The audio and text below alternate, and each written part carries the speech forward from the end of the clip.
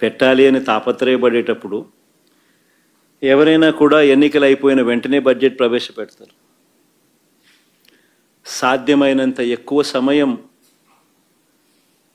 Budget ఎస్టిమేట్స్లో budget కేటాయింపులు చేసి budget estimates ద్వారా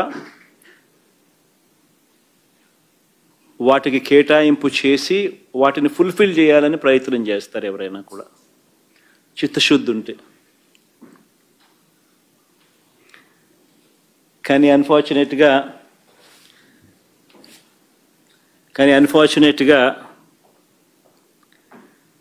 8 నెలలు అయిపోయిన తర్వాత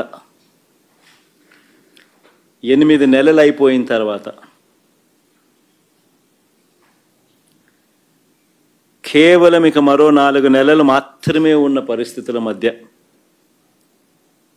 8 నెలల పాటు కేవలం ఓట్ ఆన్ అకౌంట్ బడ్జెట్తో నడిపి మరో 4 నెలలు మాత్రమే ఇక ఈ సంవత్సరానికి మిగిలి ఉన్న పరిస్థితుల మధ్య బడ్జెట్ ప్రవేశపెడతా ఉన్నారు.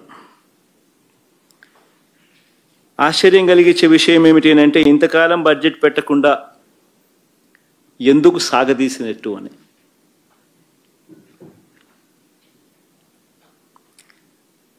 ఇంతకాలం బడ్జెట్ పెట్టకుండా ఎందుకు సాగదీశారు అని అంటే కారణం, ఒక్కసారి బడ్జెట్ ప్రవేశపెడితే చంద్రబాబు నాయుడు గారి మోసాలు అబద్ధాలు అన్నీ కూడా బయటకు వస్తాయని తనకు తెలుసు కాబట్టి. ఒకసారి బడ్జెట్ ప్రవేశపెడితే తన మోసాలు, తాను చెప్పిన అబద్ధాలు అన్నీ కూడా బయటకు వస్తాయి. బయటికి రావడమే కాకుండా ప్రజలు కూడా మా సూపర్ 6 ఏమైంది, మా సూపర్ 7 ఏమైంది అని చెప్పి కూడా చంద్రబాబు నాయుడు ప్రజలు నిలదీస్తారు అన్న సంగతి కూడా తనకు తెలుసు కాబట్టి చంద్రబాబు నాయుడు గారు బడ్జెట్ ప్రవేశపెట్టకుండా దీన్ని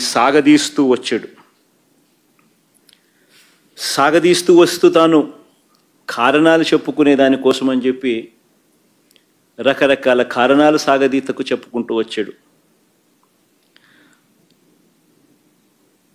పరిమితికి మించి వైఎస్ఆర్ కాంగ్రెస్ పార్టీ అప్పులు చేసిందని, రాష్ట్రాన్ని శ్రీలంక చేశామని, ఇలా రకరకాల సందర్భాలలో ప్రజలను మభ్యపెట్టే కార్యక్రమం చంద్రబాబు నాయుడు గారు, ఆయన కూటమి, ఆయనకు తోడు ఆయన ఎల్లో మీడియా, వీళ్ళంతా కూడా రకరకాల ప్రచారాలు పెడుతూ వచ్చారు. ఇవాళ సాక్షాత్తు చంద్రబాబు నాయుడు గారు తాను ప్రవేశపెట్టిన బడ్జెట్ పత్రాలే చంద్రబాబు నాయుడు గారి డ్రామా ఆర్టిస్టు అని చెప్పి చెబుతూ అవే సాక్ష్యాలుగా నిలబడ్డాయి.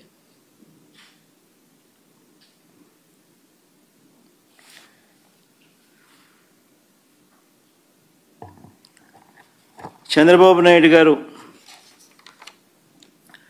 తాను చెప్పిన అబద్ధాలు ఎలా ఉంటాయి అని అంటే, ఆర్గనైజ్డ్ క్రైమ్ అనేది చంద్రబాబు నాయుడు ఎలా చేస్తాడు అన్నది నిజంగా ఈ బడ్జెట్ అనేది చూస్తే, తాను ప్రవేశపెట్టిన తీరు చూస్తే ఎవరికైనా కూడా సామాన్యునికి అర్థమవుతుంది. నిజంగా ఒక ఆర్గనైజ్డ్ క్రిమినల్ ఏ మాదిరిగా చేస్తాడు. తానే ఆర్గనైజ్డ్ క్రైమ్లో భాగంగా ఎలా ఉంటుందనంటే, చంద్రబాబు ముందుగా తన చేతిలో ఉన్న తన ఎల్లో మీడియా ద్వారా ఆర్గనైజ్డ్ క్రైమ్ ప్యాటర్న్ చెప్తా ఉన్నా ఎలా ఉంటుందనంటే, తన చేతిలో ఉన్న ఎల్లో మీడియాతో పదే అబద్ధాలు రాయిస్తారు. ఆ తర్వాత అదే విషయాన్ని ఇదే చంద్రబాబు పదే మాట్లాడుతూ పోతాడు. పనిలో పనిగా అంటే అప్పుల విషయంలో, ఆంధ్ర రాష్ట్రానికి సంబంధించిన అప్పుల విషయంలో ఆంధ్ర రాష్ట్రం శ్రీలంక అయిపోతుంది అని చెప్పి దుష్ప్రచారం చేస్తూ ఆర్గనైజ్డ్ క్రైమ్గా ఏ రకంగా వాళ్ళు తీసుకొని పోయారు అన్న విషయాలు నేను చెప్తా ఉన్నా. పదే పదే తన చేతిలో ఉన్న ఎల్లో మీడియాతో అబద్ధాలు రాయిస్తారు. ఆ తర్వాత అదే విషయాన్ని పదే పదే చంద్రబాబు మాట్లాడతారు. పనిలో పనిగా ఆ తర్వాత తన దత్తపుత్రుడితోనూ తనకు సంబంధించిన ఇతర పార్టీలో ఉన్న తన వ్యక్తులతోనూ ఇవే విషయాలు మళ్ళీ పదే పదే మాట్లాడిస్తారు, ట్వీట్లు పెడతారు. చివరకు దాన్ని ఒక అంతర్జాతీయ అంశంగా కూడా మారుస్తారు.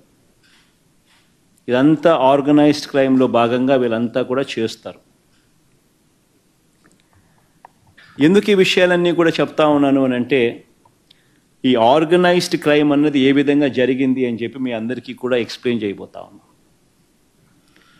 సాక్ష్య ఆధారాలతో సహా చూపిస్తా. మామూలుగా అయితే మీ అందరికీ తెలిసిన విషయమే, నాకు తెలిసిన విషయమే, అందరికీ తెలిసిన విషయమే, కామన్ సెన్స్ ఉన్న వాళ్ళు అందరికీ కూడా తెలిసిన విషయమే. ఏ రాష్ట్రమైనా కూడా ఏ ప్రభుత్వాన్ని తీసుకున్నా కూడా ఆ ప్రభుత్వం అప్పులు చేయడము, అప్పులు తీసుకోవడం అన్నది బడ్జెట్లో భాగమే. ఇవన్నీ సర్వసాధారణంగా జరిగే విషయాలే. ప్రతి ప్రభుత్వానికి, ప్రతి రాష్ట్రానికి ఎఫ్ఆర్బిఎం లిమిట్స్ ఉంటాయి. కేంద్ర ప్రభుత్వం చెప్తుంది జిఎస్డిపిలో ఇంత పర్సెంటేజు మీరు బారో చేసుకోవచ్చు అని. ఆ బారో చేసుకునే సొమ్ము ఆర్బీఐ ద్వారా, ఎస్డిఎల్స్ రూపేణ, స్టేట్ డెవలప్మెంట్ లోన్స్ రూపేణ ఆర్బీఐ ద్వారా ఆ అప్పులు కూడా ఆర్గనైజ్ చేస్తారు.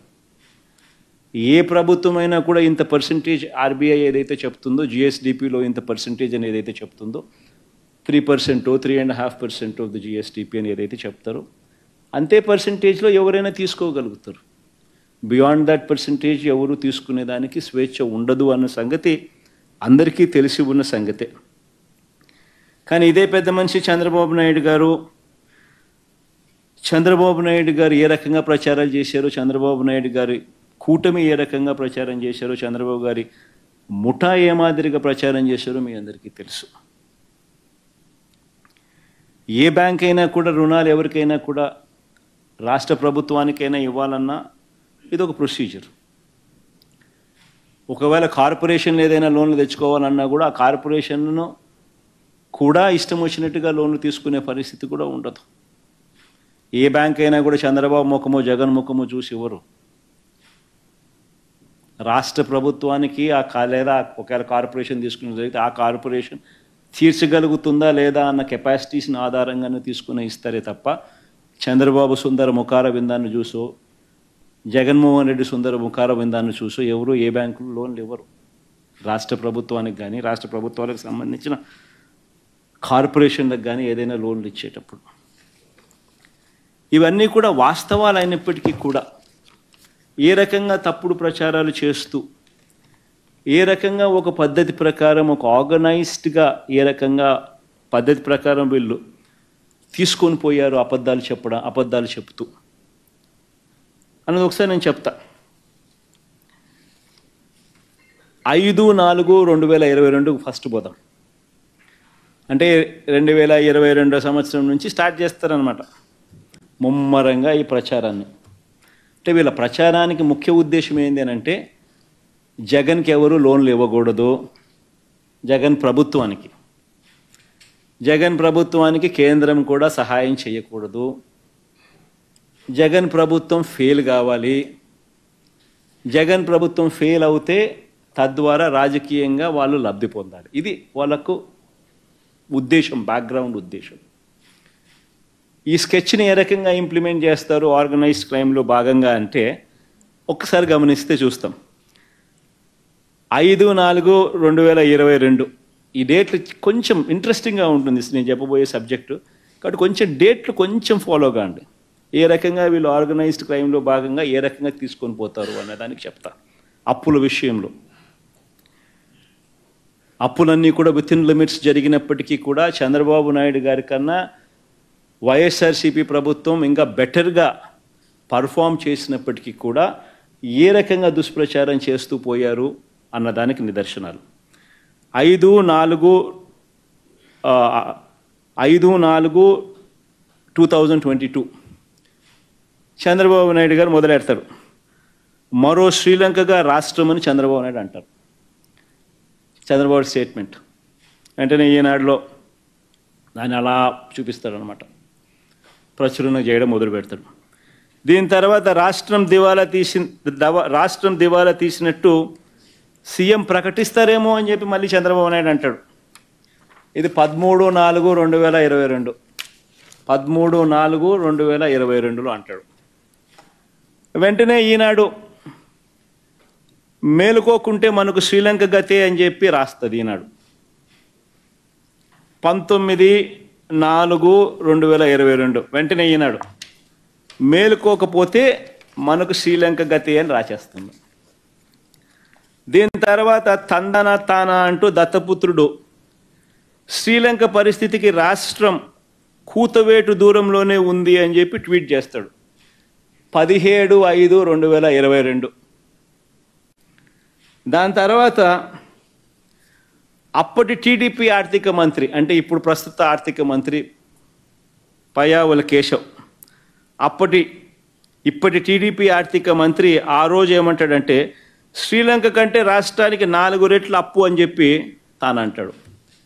అది 21/7/2022. దాని తర్వాత మళ్ళీ దత్తపుత్రుడు మళ్ళీ అంటాడు అప్పులతో ఆంధ్ర పేరు మారు మోగిస్తున్నందుకు అప్పు రత్న అంటూ పేరు పెట్టాలని మరో ట్వీట్ చేస్తాడు 17/2/2023. దాని తర్వాత వెంటనే చంద్రబాబు గారు వదినమ్మ గారు బీజేపీలో టీడీపీ నాయకురాలు, రాష్ట్రం రుణం 11 లక్షల కోట్లు అని మరొక స్టేట్మెంట్ ఇస్తారు 25/10/2023. చూడండి డేట్స్ ఒకసారి చూసుకోండి. అంటే ఒక పద్ధతి ప్రకారం గోబెల్స్ ప్రచారం, ఒక పద్ధతి ప్రకారం తీసుకొని పోతారు. అంత కొత్త పాత్రదారులు ఈనాడు, వీళ్ళ మీడియా, వీళ్ళ సోషల్, వీళ్ళ ఎల్లో మీడియా, వీళ్ళ ఇతర పార్టీలో ఉన్న వీళ్ళ తెలుగుదేశం పార్టీ నాయకులు. ఇది సాక్షాత్తు చంద్రబాబు నాయుడు గారు వదినమ్మ గారు. ఇవిడంటది వెంటనే చంద్రబాబు గారు వదినమ్మ బీజేపీలో టీడీపీ నాయకులు అంటారు రాష్ట్రం రుణం 11 లక్షల కోట్లని మరొక స్టేట్మెంట్. ఈవిడ చూసినట్టు ఈవిడకి తెలిసినట్టు స్టేట్మెంటు. ఇది 25/10/2023. మళ్ళా అప్పులపై ఫోరెన్సిక్ ఆడిట్ చేయాలని పార్లమెంట్లో కేంద్రం ఇచ్చిన సమాధానాన్ని అడ్డుపెట్టుకుని వైఎస్ఆర్సీపీ తప్పుడు ప్రచారం చేస్తుందని రివర్స్ ప్రచారం. ఇదంతా కూడా, ఇవన్నీ కూడా ఎందుకు చేశారు? ఇవన్నీ కూడా ఎందుకు? కేవలం ఇవన్నీ చెప్పడం, ఢిల్లీకి పోవడం, రకరకాల ఏజెన్సీలకు లెటర్లు రాయడం, ఇవన్నీ ప్రచారాలు చేయడం ఎందుకు? వైఎస్ఆర్సీపీ హయాంలో వైఎస్ఆర్సీపీకి రాష్ట్ర ప్రభుత్వానికి అప్పులు రాకూడదు, కేంద్ర ప్రభుత్వం సహకరించకూడదు, ఇక్కడ ఏమేమో జరిగిపోతూ ఉంది అన్న భయం క్రియేట్ చేయాలి అని ఒక పద్ధతి ప్రకారం ఇవన్నీ కూడా చేసుకుంటూ పోతారు. ఎలక్షన్ దగ్గరికి వచ్చేసరికి 7/4/2024 ఇంకా ముమ్మరం చేస్తారు. రాష్ట్రం అప్పులు ఏకంగా 12,50,000 రూపాయలు అని చెప్పి మళ్ళా చంద్రబాబు నాయుడు గారు వదినమ్మ గారు ఇంకో స్టేట్మెంటు మళ్ళీ కంటిన్యూ చేస్తారు. దాని తర్వాత ఇంకా ముందుకు పోతారు.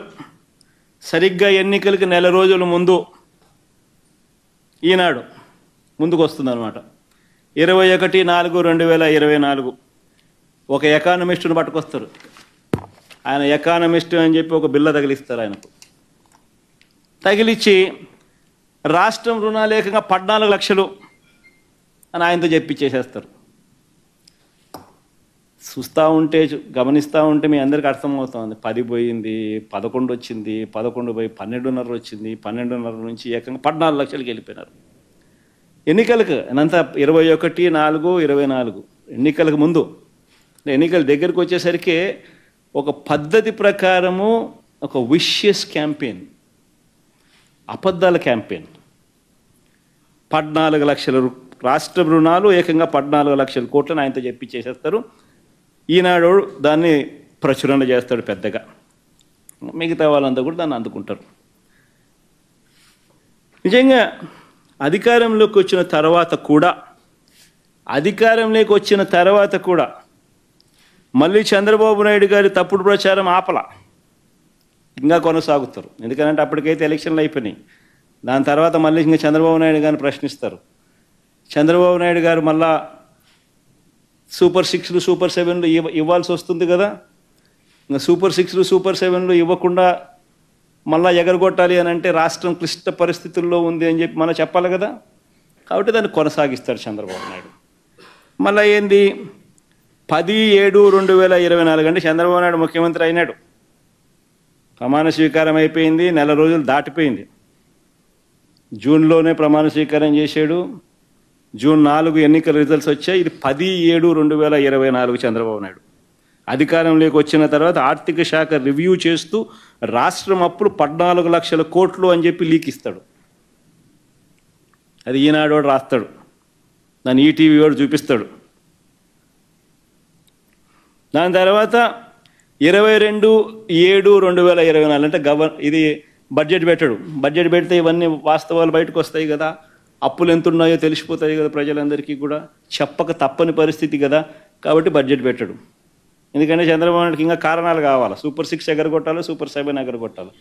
సూపర్ 6 బడ్జెట్ పెట్టి సూపర్ 6 సూపర్ 7కి సంబంధించిన కేటాయింపులు చేయకపోతే ప్రజలు నిలదీస్తారు. కాబట్టి ఇంకా చంద్రబాబు నాయుడు గారు ప్రజలు మర్చిపోయేట్టుగా చేయాలి. కాబట్టి కొనసాగిస్తాడు. 22/7/2024 గవర్నర్ గారి ప్రసంగం అసెంబ్లీలో. ఓట్ ఆన్ అకౌంట్ బడ్జెట్ పెడతారు, పూర్తి బడ్జెట్ పెట్టరు, రియల్ టైం బడ్జెట్ పెట్టరు, ఓట్ ఆన్ అకౌంట్ బడ్జెట్. దాంట్లో గవర్నర్ గారి ప్రసంగం 22/7/2024లో రాష్ట్రానికి కాన్స్టిట్యూషనల్ హెడ్ గవర్నర్ గారు, ఆయనతో కూడా అబద్ధాలు చెప్పిస్తారు. రాష్ట్రం అప్పులు 10 లక్షల కోట్లు అని అంటూ అబద్ధాన్ని ఆయనతో చెప్పిస్తారు. సరే సంతోషం, 14 లక్షల కోట్ల నుంచి తగ్గించారు, కనీసం 10 లక్షల కన్నా వచ్చినారు. కానీ 10 లక్షలు కూడా తప్పుడు ప్రచారమే కదా, తప్పుడు ఫిగరే కదా. ఏకంగా 10 లక్షల కోట్లు అని చెప్పి గవర్నర్ గారితో కూడా చెప్పిస్తారు. తీరా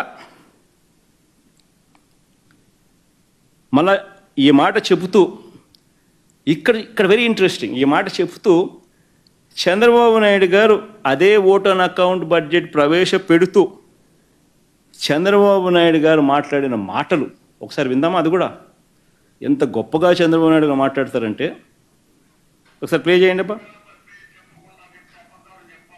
ఫస్ట్ నుంచి మళ్ళీ పెట్టుకో, సౌండ్ బాగా పెట్టాడు.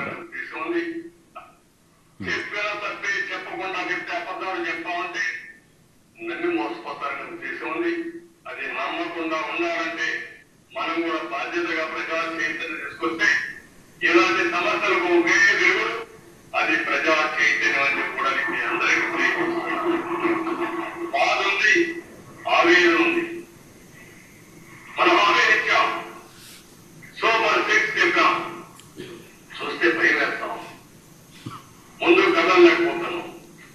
ఈ విషయాలు రాష్ట్ర ప్రజానికి కూడా ఆలోచించాలి, సీరియస్ గా ఆలోచిస్తే తప్ప ఈ సమస్యగా ఎప్పుడు ఉంటాయి. ఏ నాయకుడు పబ్లిక్ లైఫ్ ఉండే నాయకుడు ప్రజా జీవితంలో నాయకుడు ఉన్న నాయకుడు బాధ్యతగా ఉండాలి. మన ట్రస్టీ మాత్రమే పెద్దలకు కాదు, చెప్పిన తప్పే చెప్పకుండా చెప్తే అబద్ధాలు చెప్పాలి. చంద్రబాబు నాయుడు గారు గవర్నర్ చేత అబద్ధాలు ఆడిచ్చి అదే దాంట్లో ఆయన ఏమంటాడు, ఆవేదనగా ఉందంట. ఎందుకనంటే ఆయన చేయలేకపోయే పరిస్థితులు ఉన్నాయంట రాష్ట్రంలో. ఇంకేమన్నాడు, వాళ్ళ రోజంత ఒక్కరో ముందుకు వచ్చి పెట్టు ఒకసారి, అది భలే ఇంట్రెస్టింగ్గా అంటాడు. ఇలాంటి సమస్యలకు ఒకే దేవుడు, అది ప్రజా చైతన్యం కూడా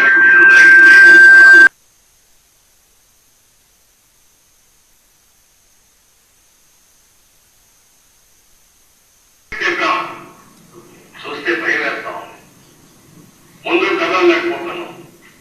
ఈ విషయాలు రాష్ట్ర ప్రజానికి కూడా ఆలోచించాలి. బాధ ఉందంట, చూస్తే భయం వేస్తుందంట. అసలు ఎక్కడ ఈ అబద్ధాలు? అంటే ఒక పద్ధతి ప్రకారము సూపర్ 6లు సూపర్ 7లు అన్నది ఇక తెరమరుగు చేయించే కార్యక్రమం. ప్రజలతో పని అయిపోయింది, ప్రజలతో ఓట్లు వేయించుకున్నారు, ఇంకా ప్రజల్ని మోసం చేయాలి. మోసం చేయడానికి కూడా మళ్ళీ ఏంది, కనీసం ప్రజలకు మోసం చేసే కార్యక్రమమైనా కానీ కనీసం నిజాయితీతో అయా నేను నిన్ను మోసం చేస్తున్నాను అని కూడా చెప్పలేరు. మళ్ళా దానికి జగన్ కావాలా, ఎవడో ఒకరి మీద ఏలెత్తి చూపించాలా. కాబట్టి మళ్ళీ దానికి ప్లాట్ఫామ్ సెట్ చేస్తూ ఉన్నారు. బడ్జెట్ పెడితే ఎక్కడ నిజంగా అప్పులు ఎంత ఉన్నాయో, రాష్ట్రానికి ఎంత అప్పులు ఉన్నాయో చూపించాలి, తెలిసిపోతుంది. ప్రతి సంవత్సరం బడ్జెట్ డాక్యుమెంట్స్లో ఖచ్చితంగా రాష్ట్రానికి ఉన్న అప్పులన్నీ కూడా మ్యాండేటరీగా చూపించారు. కాబట్టి ఓట్ ఆన్ అకౌంట్ బడ్జెట్ ప్రవేశపెడతారు, ఒరిజినల్ బడ్జెట్ పెట్టరు, రియల్ టైం బడ్జెట్ ప్రవేశపెట్టకూడదు, పెట్టరు. సూపర్ 6లు సూపర్ 7లు ఎగరగొట్టాలి అని అంటే ఏం చేయాలి? ఇది బాధగా ఉందంటాడు, ఆవేదనగా ఉందని అంటాడు, కానీ రాష్ట్రం క్లిష్ట పరిస్థితిలో ఉందంటాడు, భయం వేస్తుందని అంటాడు. నిజంగా ఈయన యాక్షన్ చూస్తూ ఉంటే దాన వీర శూర కర్ణలో ఎన్టీ రామారావు గారి యాక్షన్ మీరు చూసారో లేదో కానీ ఆ యాక్షన్ని మించిపోయాడు. రామారావు గారి యాక్షన్ నథింగ్. చంద్రబాబు అనే వ్యక్తి యాక్షన్ మామూలుగా లేదు.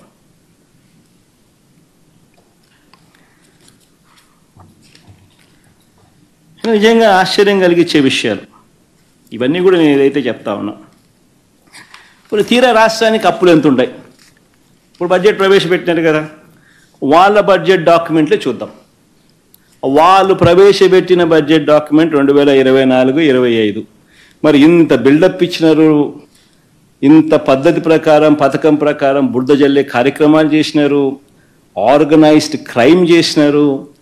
ఈ ఆర్గనైజ్డ్ క్రైమ్ నేపథ్యంలో నిజంగా వాళ్ళు ప్రవేశపెట్టిన బడ్జెట్ డాక్యుమెంట్లో రాష్ట్రానికి సంబంధించిన అప్పులు ఎంత ఉన్నాయి ఒక్కసారి చూద్దాం. వాళ్ళ బడ్జెట్ డాక్యుమెంట్స్ని ఒకసారి చూపించామా? ఒకసారి బడ్జెట్ డాక్యుమెంట్ ఇది పేజ్ నెంబర్ 14, పేజ్ నెంబర్ 16 స్వయంగా చంద్రబాబు నాయుడు గారు ప్రవేశపెట్టిన వాళ్ళ రాష్ట్ర బడ్జెట్ డాక్యుమెంట్స్. దీంట్లో ఒక్కసారి గమనిస్తే పబ్లిక్ డెట్ 2018-19 నాటికి పబ్లిక్ డెట్ అంటే అప్పులు. ఇక పబ్లిక్ డెట్ 2018-19 నాటికి 2,57,509 కోట్లు. అంటే ఆయన దిగిపోయే నాటికి 2,57,000 కోట్లు గవర్నమెంట్కి సంబంధించిన అప్పులు. ఈ అప్పుకు గవర్నమెంట్ వేరియస్ కార్పొరేషన్స్కు గవర్నమెంట్ గ్యారంటీ కూడా ఇచ్చి ఇచ్చిన ఆ అప్పులు కూడా కలుపుకుంటే ఆ పైన 48,000, ఆ పైన ఇది 2018-19లో ఇంకొక 55,000 కోట్లు కలుపుకోవాలి. అంటే గవర్నమెంట్ అప్పు, గవర్నమెంట్ కార్పొరేషన్లకు సంబంధించి గ్యారంటీ ఇచ్చిన అప్పులు, which actually becomes the det of the state government. అంటే గవర్నమెంట్ స్వయంగా తీసుకున్న అప్పులు, గవర్నమెంట్ పూచీపడ్డ అప్పులు, ఈ రెండు డెట్ అంటారు.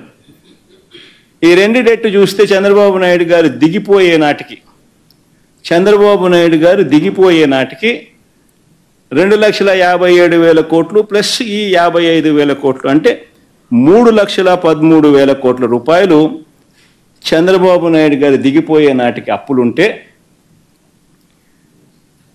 మా ప్రభుత్వం వచ్చేసరికి మా ప్రభుత్వం వచ్చేసరికి ఆ అప్పులు వీళ్ళు చూపించిన దాని ప్రకారమే 4,90,000. మా ప్రభుత్వం దిగిపోయే నాటికి గవర్నమెంట్ అప్పులు 4,91,774 కోట్లు ప్లస్ గవర్నమెంట్ పూచీపడ్డ అప్పులు 1,54,000 కోట్లు. అంటే రెండే కలిపితే 6,46,000 కోట్ల రూపాయలు. అంటే వాళ్ళ చంద్రబాబు నాయుడు హయాంలో 3,13,000 కోట్లు ఉన్న అప్పులు మా హయాంకి వచ్చేసరికి, మా హయాం అయిపోయేసరికి 6,46,000 కోట్లు అప్పులుగా వాళ్ళంతకు వాళ్ళే చూపించడం జరిగింది. మరి ఎక్కడ 14 లక్షలు, ఎక్కడ 11 లక్షలు, ఎక్కడ 12.5 లక్షలు, ఎక్కడ 10 లక్షలు, చివరికి వచ్చేసరికి 6,46,000 కోట్లకు తెంచినారు. ఒకసారి నెక్స్ట్ స్లైడ్లోకి బామ్మ. పోనీ ఎవరెవరి హయాంలో ఎంతెంత అప్పులు చేసినారు, ఆ అప్పులకు సంబంధించి గ్రోత్ రేట్ ఎంత అంటే కంపౌండెడ్ యాన్యువల్ గ్రోత్ రేట్. ఇది వెరీ ఇంపార్టెంట్. అంటే ఎవరి హయాంలో కూడా సగటున అప్పుల వార్షిక వృద్ధి రేటు ఎంత, కంపౌండెడ్ యాన్యువల్ గ్రోత్ రేట్ ఎంత అని చూస్తే చంద్రబాబు నాయుడు గారు అధికారంలోకి వచ్చే నాటికి 1,32,000 అప్పులు రాష్ట్ర ప్రభుత్వానికి ఉంటే చంద్రబాబు నాయుడు గారు అధికారం దిగిపోయే నాటికి 3,13,018 కోట్లు అప్పులు. అంటే కంపౌండెడ్ యాన్యువల్ గ్రోత్ రేట్ అంటే వార్షిక అప్పుల సగటు వార్షిక వృద్ధి రేటు 19.54%. ఆయన హయాంలో ఆయన అప్పులు చేస్తే మా హయాంలో, మా 5 ఏళ్ల కాలంలో, మా హయాంలో 3,13,000 కోట్లు 6,46,000 కోట్లు అయింది.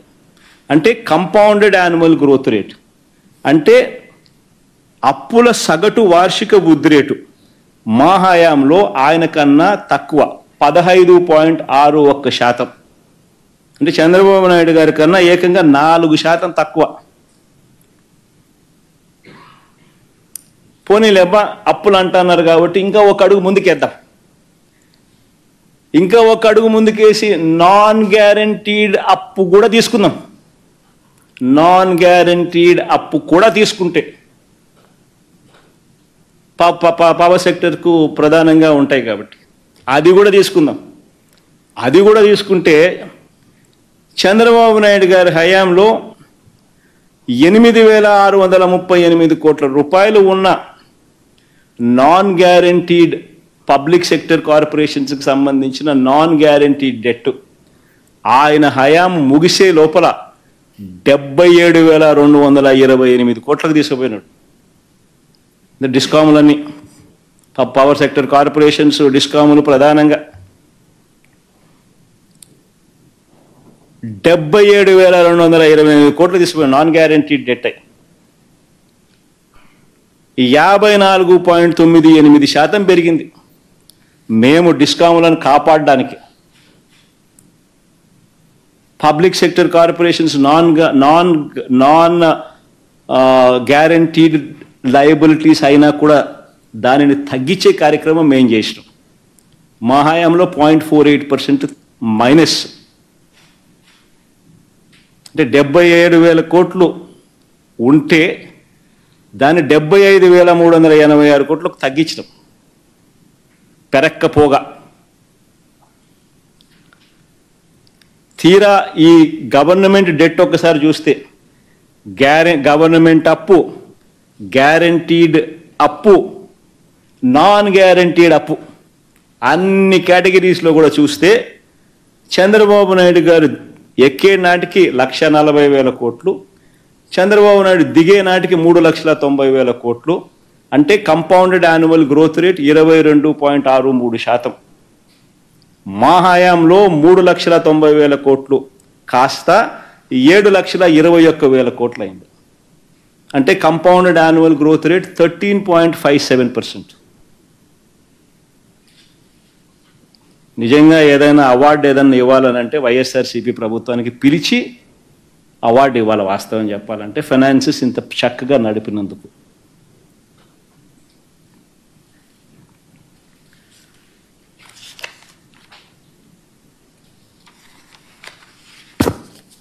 నేను ఒకటే అడుగుతా ఉన్నా, మళ్ళీ వీళ్ళు ప్రచారం చేసినట్టుగా 14 లక్షల కోట్లు ఏమైంది, 12.5 లక్షల కోట్లు ఏమైంది, 10 లక్షల కోట్లు ఏమైంది? మీ బడ్జెట్ డాక్యుమెంట్ల ప్రకారమే, మీరు చూపించిన బడ్జెట్ డాక్యుమెంట్ల ప్రకారమే గవర్నమెంట్ డెట్ 6,46,000 కోట్లను మాత్రమే చూపిస్తున్నారు. మరి 6,46,000 కోట్లు మాత్రమే ఉందని చెప్పి మీ గవర్నమెంట్ డాక్యుమెంట్లలో మీరే చూపించగా, మరి ఇవన్నీ ఇంతకు ముందు చేసిన ప్రచారాలు దుష్ప్రచారాలే కదా. మరి ఆ మాదిరిగా చేయడం ధర్మమేనా? మరి ఎవరి పాలనలో రాష్ట్రం శ్రీలంక అయిపోయింది? అప్పురత్న అన్న బిరుదు ఎవరికి ఇవ్వాలి? కంపౌండెడ్ యాన్యువల్ గ్రోత్ రేట్ ఆయన హయాంలో 22.63%, మా హయాంలో 13.57%. ఎవరికి ఇవ్వాలి బిరుదు? కొన్ని గవర్నమెంట్ డెట్ వాళ్ళ బడ్జెట్ డాక్యుమెంట్ ప్రకారం తీసుకున్న కంపౌండెడ్ యాన్యువల్ గ్రోత్ రేట్ 19.54%, మా హయాంలో 15.61%. కొన్ని ఎవరికి ఇవ్వాలా? అప్పురత్న అనే అవార్డు ఎవరికి ఇవ్వాలా? రాష్ట్రం శ్రీలంక ఎవరి హయాంలో అయ్యింది? అది ఎవరుంటే అయ్యే అవకాశాలు ఎక్కువ? అది బెటర్ క్వశ్చన్, ఎందుకంటే ఎట్లా కాలా. కానీ అయ్యింది అని చెప్పి గంభీరంగా ప్రచురణ. ఎందుకు? సూపర్ 6 ఇవ్వాలి, సూపర్ 7 ఇవ్వాలి. ఆ ప్రచురణ లేకపోతే సో రాష్ట్రం క్లిష్ట పరిస్థితిలో ఉన్నాయి అని చెప్పి చెప్పక తప్పదు. ఇంకా అన్నిటికన్నా గుర్తుపెట్టుకోవాల్సింది ఏం తెలుసా? మా 6,46,000 కోట్లు ఏదైతే 3,13,000 కోట్లు వాళ్ళ హయాంలో, వాళ్ళ బడ్జెట్ డాక్యుమెంట్స్లో వాళ్ళ హయాంలో 1,32,000 నుంచి 3,13,000 కోట్లకు చంద్రబాబు నాయుడు ఏదైతే తీసుకొని పోయాడో, ఆ 3,13,000 కోట్ల నుంచి మేము ఏదైతే 6,46,000 కోట్లకు మేము ఏదైతే తీసుకొని పోయామో అది కూడా సగటు annual growth rate, compounded annual growth rate Chandrababu Naidu హయాంలో 19.54% ఉంటే మా హయాంలో 15.61% ఏదైతే చంద్రబాబు నాయుడు గారి కన్నా తక్కువ చేసినామో, ఇవన్నీ కూడా ఏంటి? 2 సంవత్సరాలు కోవిడ్ ఉన్న పరిస్థితుల మధ్య ఈ పర్ఫార్మెన్స్ మాకు ఎందుకు అవార్డు ఇవ్వాలి అని అంటే 2 సంవత్సరాలు కోవిడ్ ఉన్నా కూడా చంద్రబాబు కన్నా బెటర్ పర్ఫార్మెన్స్ ఇచ్చినాం. కోవిడ్ వల్ల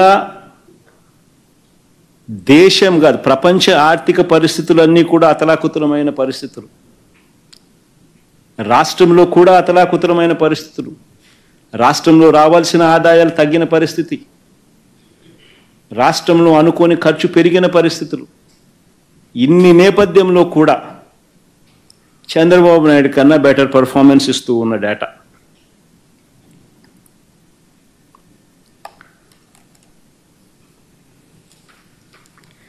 నిజంగా వాస్తవాలు ఇలా ఉంటే చంద్రబాబు నాయుడు గారు అబద్ధాలు ఎక్కడా కూడా ఆపరు. ఇంకా ఎక్కువ అబద్ధాలు తాను చెప్పుకుంటూ పోయే ప్రయత్నమే చంద్రబాబు చేస్తాడు. ఇవన్నీ చెప్పుకుంటూ చంద్రబాబు నాయుడు ఇంకా ఒక అడుగు ముందుకేస్తే చెల్లించాల్సిన బిల్లులు ఉన్నాయి, చెల్లించాల్సిన బకాయిలు ఉన్నాయి అని కొత్తగా ఏదో ఇప్పుడే తానేదో ఈ ప్రభుత్వంలో మాత్రమే ఇది జరిగింది అన్నట్టుగా చంద్రబాబు నాయుడు గారు చెప్పుకొస్తా ఉన్నారు. నేను అడుగుతా ఉన్నా, ప్రతి ప్రభుత్వంలో కూడా ప్రతి సంవత్సరం కూడా బిల్స్ అన్నీ కూడా ఏదైతే అప్లోడ్ అయి ఉంటాయి, అప్లోడ్ అయిన బిల్స్ను న్యాచురలీ కొంచెం స్పిల్ ఓవర్ ఉంటాయి. ఇవన్నీ సర్వసహజంగా జరుగుతూ ఉంటాయి. పోనీ ఇదే చంద్రబాబు నాయుడు గారు తాను దిగిపోతూ మాకు ఎన్ని వేల కోట్ల రూపాయల బిల్లులు తాను బకాయిలుగా పెట్టిపోయాడని ఒకసారి చూద్దామా? మాకు ఇచ్చిపోయినాడు. ఒక్క పవర్ కంపెనీలకు ఇంతకుముందే నేను చూపించాను, ఇంతకుముందు స్లైడ్, ప్రీవియస్ స్లైడ్ చూపించామా? ఇంతకుముందు స్లైడ్లో పవర్ కంపెనీలకు మాత్రమే డిస్కాములు పవర్ కొన్నాయి. కొనిన ఆ కంపెనీలకు డబ్బులు ఇలా. చంద్రబాబు నాయుడు గారి హయాంలో అటువంటి డిస్కామ్ లయబిలిటీని 21,541 కోట్ల రూపాయలు, అంటే కరెంటు సప్లై చేసిన డబ్బులు ఇలా 21,541 కోట్ల రూపాయలు. అదొకటే. ఇంకా నెక్స్ట్ సైడ్కి పోదాం పమ్మ. అవి కాక చంద్రబాబు నాయుడు గారు పోతూ మాకు గిఫ్ట్గా ఇచ్చింది ఏం తెలుసా? ఇన్ని లయబిలిటీస్ 42,183 కోట్ల రూపాయలు లయబిలిటీస్ మాకు ఇచ్చిపోయినాడు, బకాయిలు పెట్టిపోయినాడు. మేం కట్టినాం. ఏ ఐటమ్స్లో తాను బకాయిలుగా పెట్టిపోయినాడని చూస్తే ఉపాధి హామీ బకాయిలు 2,340 కోట్లు. ఎన్ని చదివితే అన్నీ ఉంటాయి. ఉపాధి హామీ బకాయిలు 2340 కోట్లు, ఉద్యోగులకు ఇవ్వాల్సిన 2 డిఏలు బకాయిలు పెట్టాడు, ఆరోగ్యశ్రీ బకాయిలు 680 కోట్లు, ఫీజు రీయింబర్స్మెంట్ బకాయిలు 2800 కోట్లు, రైతులకు ధాన్యం సేకరణ బకాయిలు 960 కోట్లు, విత్తన బకాయిలు 384 కోట్లు, క్రాప్ ఇన్సూరెన్స్ బకాయిలు 500 కోట్లు, చివరకు పిల్లలకు మధ్యాహ్న భోజనం వండే ఆయాలకు కూడా బకాయిలు, పిల్లలకి ఇచ్చే కోడిగుడ్లు అమౌంట్ కూడా బకాయిలు. ఒకసారి గమనిస్తే చంద్రబాబు నాయుడు గారు బకాయిలు పెట్టినవన్నీ ఎక్కడెక్కడ ఏమేమి పెట్టినాడని చెప్పి ఒకసారి చూసుకుంటా పోతా ఉంటే ఏకంగా 42,183 కోట్ల రూపాయలు చంద్రబాబు నాయుడు మాకు గిఫ్ట్గా బకాయిలు పెట్టి మాకు ఇచ్చిపోయినాడు. నేను ఎందుకు చెప్తా ఉన్నాను అని అంటే, ఏ ప్రభుత్వంలో అయినా కూడా చంద్రబాబు నాయుడు గారు పెట్టినంత బకాయిలు బహుశా ఉండవేమో కానీ ఈ స్థాయిలో ఉండవు. ఎవరైనా కూడా ఈ స్థాయిలో బకాయిలు పెట్టరు. కానీ కొద్దో గొప్ప బకాయిలు అనేవి జనరల్గా స్పిల్ ఓవర్ ఉంటాయి. ఒక సంవత్సరం అయిపోయిన తర్వాత నెక్స్ట్ ఇయర్కి వచ్చేసరికి న్యాచురల్గానే అప్లోడ్ అయిన బిల్స్ కొన్ని స్పిల్ ఓవర్ అయి కొన్ని బకాయిలు ఉండడం సర్వసహజం. ఇది మామూలుగానే జరుగుతూ ఉంటుంది, మామూలుగానే క్లియర్ అవుతా పోతూ ఉంటుంది. కానీ దీన్ని ఏదో చంద్రబాబు నాయుడు వక్రీకరించి, ఎందుకంటే ఆయన నెంబర్స్ అప్డేట్ కావాలి. ఆయన ఒక మోసానికి ముందుకు వచ్చినాడు. సూపర్ 6 సూపర్ 7 ఎగరగొట్టాలనేది ఆయన దూరపు ఆలోచన. ఆ సూపర్ 6 సూపర్ 7 ఎగరగొట్టడం కోసం అని చెప్పి చంద్రబాబు నాయుడుకి ఒక కథ బిల్డప్ కావాలా. ఆ కథలో బిల్డప్లో భాగంగా రాష్ట్రం చాలా క్లిష్ట పరిస్థితిలో ఉంది అని చెప్పి రాష్ట్రానికి అపఖ్యాత పాలు చేస్తూ రాష్ట్రానికి ఒక బిల్డప్ ఇవ్వాలా. ఆ బిల్డప్లో భాగంగా చంద్రబాబు నాయుడు చెప్పుకొచ్చే అబద్ధాలు చెప్తూనే ఉంటాడు. కానీ వాస్తవాలు ఇవి. ఇటువంటి అన్నీ కూడా వాస్తవాలు ఉన్నా కూడా చంద్రబాబు నాయుడు గారు ఒక పద్ధతి ప్రకారము ఎన్నికల వేళ తాను చెప్పిన హామీలను నెరవేర్చకుండా ఉండడం కోసం అబద్ధాలకు రెక్కలు కట్టి ఏ రకంగా చంద్రబాబు నాయుడు గారు ఆర్గనైజ్డ్ క్రైమ్ చేస్తూ ఉన్నాడు, అందులో భాగస్వాములు వీళ్ళంతా ఎవరెవరు ఉన్నారు అన్నది మీ అందరికీ కూడా క్లుప్తంగా కూడా చెప్పుకొచ్చిన బాగానే అర్థమైంది అనుకుంటా. అందరికీ కూడా సుదీర్ఘంగా వివరణ ఇచ్చిన. ఇంకా ముందుకెళ్ళే విషయంలో నిజంగా చంద్రబాబు నాయుడు గారి పరిపాలన ఒకసారి గమనిస్తే ఇలా ప్రచారాల్లో ముమ్మరంగా చెప్తూ ఉంటారు. 2014 నుంచి 19 మధ్య దేశ జీడిపిలో రాష్ట్ర వాటా. మామూలుగా రాష్ట్రంలో సంపద సృష్టిస్తాను అంటాడు కదా చంద్రబాబు నాయుడు గారు. నిజంగా సంపద సృష్టించింది ఎవరిని ఒకసారి చూద్దాం. మా హయాంలో మాకు ఇంకా కోవిడ్ ఉంది, 2 ఏళ్ళు కోవిడ్, 2 ఏళ్ళు మాకు కోవిడ్ ఉన్నా కూడా రాష్ట్ర ప్రభుత్వం సంపద సృష్టించినారా లేదా అనేది చూడాలంటే ఎలా చూస్తారు? నేషనల్ జీడిపిలో రాష్ట్ర ప్రభుత్వం కాంట్రిబ్యూషన్ ఎంత అంటే రాష్ట్ర ప్రభుత్వానికి సంబంధించిన జిఎస్డిపి కాంట్రిబ్యూషన్ ఎంత అని ఒకసారి చూస్తే ఎవరు ఏ స్థాయిలో సంపద సృష్టించారు అనేది ఇట్టి అర్థమవుతుంది. ఒక్కసారి గమనిస్తే చంద్రబాబు నాయుడు గారి హయాంలో ఎటువంటి కోవిడ్ లేదు. అయినా కూడా చంద్రబాబు నాయుడు గారి హయాంలో దేశానికి సంబంధించిన జీడిపిలో, గ్రాస్ డొమెస్టిక్ ప్రోడక్ట్లో, జీడిపిలో, స్థూల ఉత్పత్తిలో రాష్ట్రానికి సంబంధించిన వాటా కేవలం 4.47% మాత్రమే. అదే మా హయాంలో కోవిడ్ ఉన్నా కూడా 2 సంవత్సరాలు రాష్ట్రానికి సంబంధించిన స్థూల ఉత్పత్తిలో అంటే జీడిపిలో రాష్ట్రం కాంట్రిబ్యూషన్ 4.83%. అంటే కోవిడ్ ఉన్నా కూడా చంద్రబాబు నాయుడు గారి కన్నా బెటర్ పర్ఫార్మెన్స్ ఎవరు చేసినారు అని చెప్పడానికి నిదర్శనం. ఇంకొక క్లిప్పింగ్ కూడా చూద్దాం. మామూలుగా మ్యానుఫ్యాక్చరింగ్ సెక్టర్ చూద్దాం. మామూలుగా ఉద్యోగాలు అంటాడు, పరిశ్రమలు అంటాడు. ఆయన ఏదో ఉద్యోగాల సృష్టిలో ఆయన ఏదో పిహెచ్డి తీసుకున్నట్టుగా బిల్డప్ ఇస్తాడు. అది చూద్దాం ఒకసారి. మ్యానుఫ్యాక్చరింగ్లో 2014 నుంచి 19 మధ్యలో రాష్ట్రం దేశానికి సంబంధించిన మ్యానుఫ్యాక్చరింగ్లో ఎంత కాంట్రిబ్యూట్ చేసింది అని చెప్పి చూద్దాం. 2014 నుంచి 19 మధ్య మ్యానుఫ్యాక్చరింగ్ అంటే దేశ వస్తు ఉత్పత్తిలో రాష్ట్రం వాటా దేశంలో ఎంత అని చూస్తే కేవలం 2.86% మాత్రమే. అదే 2 సంవత్సరాలు కోవిడ్ ఉన్నా కూడా అదే మా ప్రభుత్వ హయాంలో మ్యానుఫ్యాక్చరింగ్లో 2019 నుంచి 24 మధ్య దేశ వస్తు ఉత్పత్తిలో అంటే మ్యానుఫ్యాక్చరింగ్లో రాష్ట్రం వాటా 4.07%.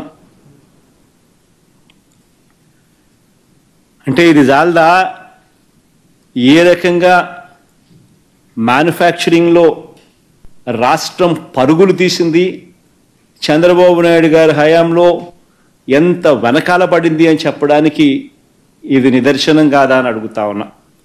ఒకసారి నెక్స్ట్ క్లిప్పింగ్లు కూడా ఒకసారి చూపించమా. ఈ మధ్యకాలంలో కాదు ముఖేష్ అంబానీతో ఫోటోలు అయినా ఒకసారి చూపించు. ఒకసారి ఏదో ఈరోజు పొద్దున్న పేపర్లో ఏదో చూసా, అంబానీ వాళ్ళు వచ్చి ఏదో చంద్రబాబు నాయుడుతో ఏదో అంబానీ ఏదో 65,000 కోట్ల పెట్టుబడులు అని చెప్పి ఏదో అన్నారు కదా. ఒకసారి అది కూడా చూద్దాం. ఒకసారి ఎవరెవరి హయాంలో ఎవరెవరు వచ్చినారు, అంబానీలు ఎప్పుడు వచ్చినారు, అదానీలు ఎప్పుడు వచ్చినారు, కుమారమంగళం బిర్లాలు ఎప్పుడు వచ్చినారు, ఇంకా బజాంకాలు ఎప్పుడు వచ్చినారు, ఇంకా ఆదిత్య బిర్లాతో ఏదో వీడియో కాన్ఫరెన్స్ ఏదో ఆయన పేరు ఏం పేరు ఆదిత్య మిట్టల్తో ఏదో వీడియో కాన్ఫరెన్స్ చేసి ఏదో తానేదో ఉత్సాహంగా ఏదో 1,61,000 కోట్ల పెట్టుబడులు ఆయన చేస్తానారని. సరే ఆయనే ఆదిత్య మిట్టల్, ఆ పక్కన జగన్ ముఖ్యమంత్రిగా. ఇది స్విట్జర్లాండ్లో డావోస్లో. ఇంకా నెక్స్ట్ ఫోటో అమ్మా. ఆయన నేను కలిసి డావోస్లో నడుచుకుంటూ పోతా ఉన్న ఫోటో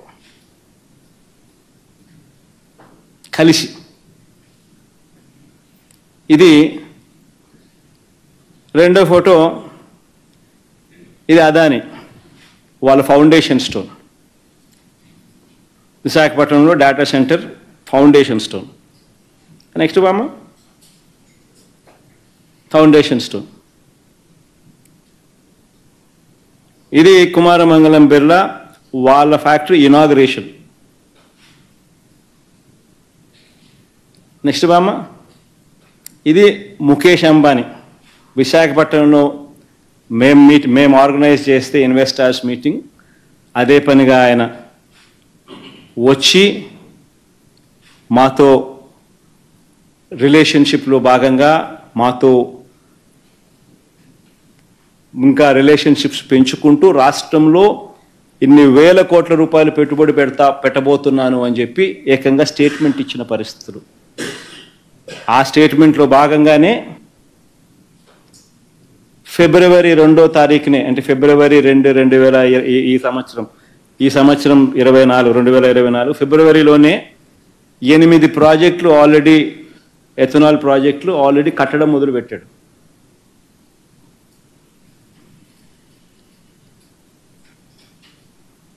ఆయన దాన్ని ముందుకు తీసుకొని పోతూ ఈరోజు ఏదో చంద్రబాబు నాయుడు సమక్షంలో ఈరోజు ఏదో పెద్ద బిల్డప్ ఇచ్చినారు. ఏదో రిలయన్స్ 65,000 కోట్ల పెట్టుబడిని ఈరోజు బిల్డప్ ఇచ్చినారు. దాని పునాది పడింది ఆ రోజు. దాని తర్వాతనే ఫిబ్రవరి 2వ తారీఖున ఫిబ్రవరి 2, 2024 ఫిబ్రవరి మాసంలో వాళ్ళు 8 ప్రాజెక్టులు ఎథనాల్ ప్రాజెక్టులు వాళ్ళు ఆల్రెడీ బయో ఎథనాల్ ప్రాజెక్టులను వాళ్ళు స్టార్ట్ చేస్తూ రిఫైనరీ స్టార్ట్ చేస్తూ 8 ప్రాజెక్టులు అప్పుడు స్టార్ట్ చేసినారు ఫిబ్రవరి మాసంలో. మరి ఏ దానికైనా బిల్డప్పే. ఆదిత్య మిట్టల్ ఒరిస్సాలో 1,04,000 కోట్లతో 24 మిలియన్ టన్నుల స్టీల్ ప్లాంట్ అక్కడ కడతా ఉన్నారు. చంద్రబాబు నాయుడు అంటాడు లోకేష్ చంద్రబాబు నాయుడు కొడుకు. ఆంధ్ర రాష్ట్రంలో 1,61,000 కోట్లతో 17 మిలియన్ టన్నుల గ్రీన్ ఫీల్డ్ స్టీల్ ప్లాంట్ అనకాపల్లికి వచ్చేస్తూ ఉంది అని చెప్తాడు. అసలు ఆయనైనా ఎన్ని కడతాడు? ఆయన లోకేష్ అనే వ్యక్తి ఆ స్టేట్మెంట్ ఇచ్చిన వెంటనే ఒరిస్సా మంత్రి, అక్కడి నుంచి బీజేపీ మంత్రి, వెంటనే ఆయన నుంచి రివర్స్ స్టేట్మెంట్, వాళ్ళు ఎక్కడా పోవడం లేదు, మా దగ్గరే ఉన్నారు, 1,40,000 కోట్లకు సంబంధించిన ప్లాంట్కి సంబంధించి వాళ్ళు ఆల్రెడీ పన్ను మొదలు పెట్టారు ఇప్పుడే అని చెప్పి. అంటే ఆడ 1,40,000 కోట్లు, ఈడ 1,61,000 కోట్లు. ఎవరు చెవులు పూలు పెడతా ఉన్నారు? తీరా పెట్టేటోడిని చెడగొడుతున్నారు. Sajjan Jindal foundation stone photo చూపించమా, సజ్జన్ జిందాల్ది. తీరా ఇది సజ్జన్ జిందాల్ కడపలో 5 మిలియన్ టన్ స్టీల్ ప్లాంట్కి సంబంధించి ఆయన ఫౌండేషన్ స్టోన్. ఈ సజ్జన్ జిందాల్ని బెదరగొడుతున్నారు. ఏదైనా జత్వానీనా గిత్వానీనా ఎవరితోనో ఈయన మీద కేసు పెట్టించి వచ్చేటోడిని కనీసం కట్టేటోడిని బెదరగొట్టి పంపిస్తూ ఉన్నారు. రానిది ఒక బిల్డప్, వచ్చేటోడిని పంపిస్తూ ఉన్నారు దొంగ కేసులు పెట్టి. ఒక హ్యాబిచువల్ అఫెండర్కు సపోర్ట్ చేస్తూ. ఇది ఇలా ఇండస్ట్రియల్ పాలసీ. నిజంగా ఆశ్చర్యం అనిపిస్తుంది ఇటోళ్ళని చూసినప్పుడు. 2014 నుంచి చంద్రబాబు పాలనలో ఇంకోటి చూద్దాం, ఇంకొక కంపారిజన్ చేద్దాం. పవర్ డిస్కాములకు సంబంధించి ఒకసారి కంపేర్ చేద్దాం. 2014 నుంచి 5 ఏళ్ల చంద్రబాబు గారి పాలనలో పవర్ డిస్కామ్ కంపెనీలు నష్టాలు చూద్దాం. ఇంతకుముందు పెట్టిందేమా పవర్ కంపెనీ నష్టాలను ఒకసారి చూద్దాం. చంద్రబాబు నాయుడు గారి హయాంలో పవర్ డిస్కాములకు నష్టాలు చంద్రబాబు నాయుడు గారు గద్దె ఎక్కక మునుపు 6,625 కోట్లుంటే ఈయన అధికారంలోకి దిగే నాటికల్లా పవర్ డిస్కాములకు సంబంధించిన నష్టాలు 28,715 కోట్లకు ఎగ్గబాకినాయి. 22,000 కోట్ల రూపాయల నష్టాలు కేవలం చంద్రబాబు నాయుడు గారి పీరియడ్లో రిజిస్టర్ అయింది. మా హయాంలో ఎంత ఎఫిషియెంట్గా మేము డిస్కాములు నడిపినామనంటే కేవలం 395 కోట్ల రూపాయలు మాత్రమే అదనంగా పెరిగినేటి. దీనికి అవార్డు ఇవ్వాలా? ఎవరు? చంద్రబాబు నాయుడు గారు అనే వ్యక్తి ఏ రకంగా నడుపుతా ఉన్నాడు సంస్థలను, వైఎస్ఆర్సీపీ ప్రభుత్వం ఏ రకంగా సంస్థలు నడుపుతా ఉందని. అడిషనల్ లాసెస్ వైఎస్ఆర్సీపీ హయాంలో కేవలం 395 కోట్ల రూపాయలు. అదే చంద్రబాబు నాయుడు గారి హయాంలో అడిషనల్ లాసెస్ 22,000 కోట్ల రూపాయలు. ఈ రెండో కంపారిజన్. ఇంకోటి చూద్దాం.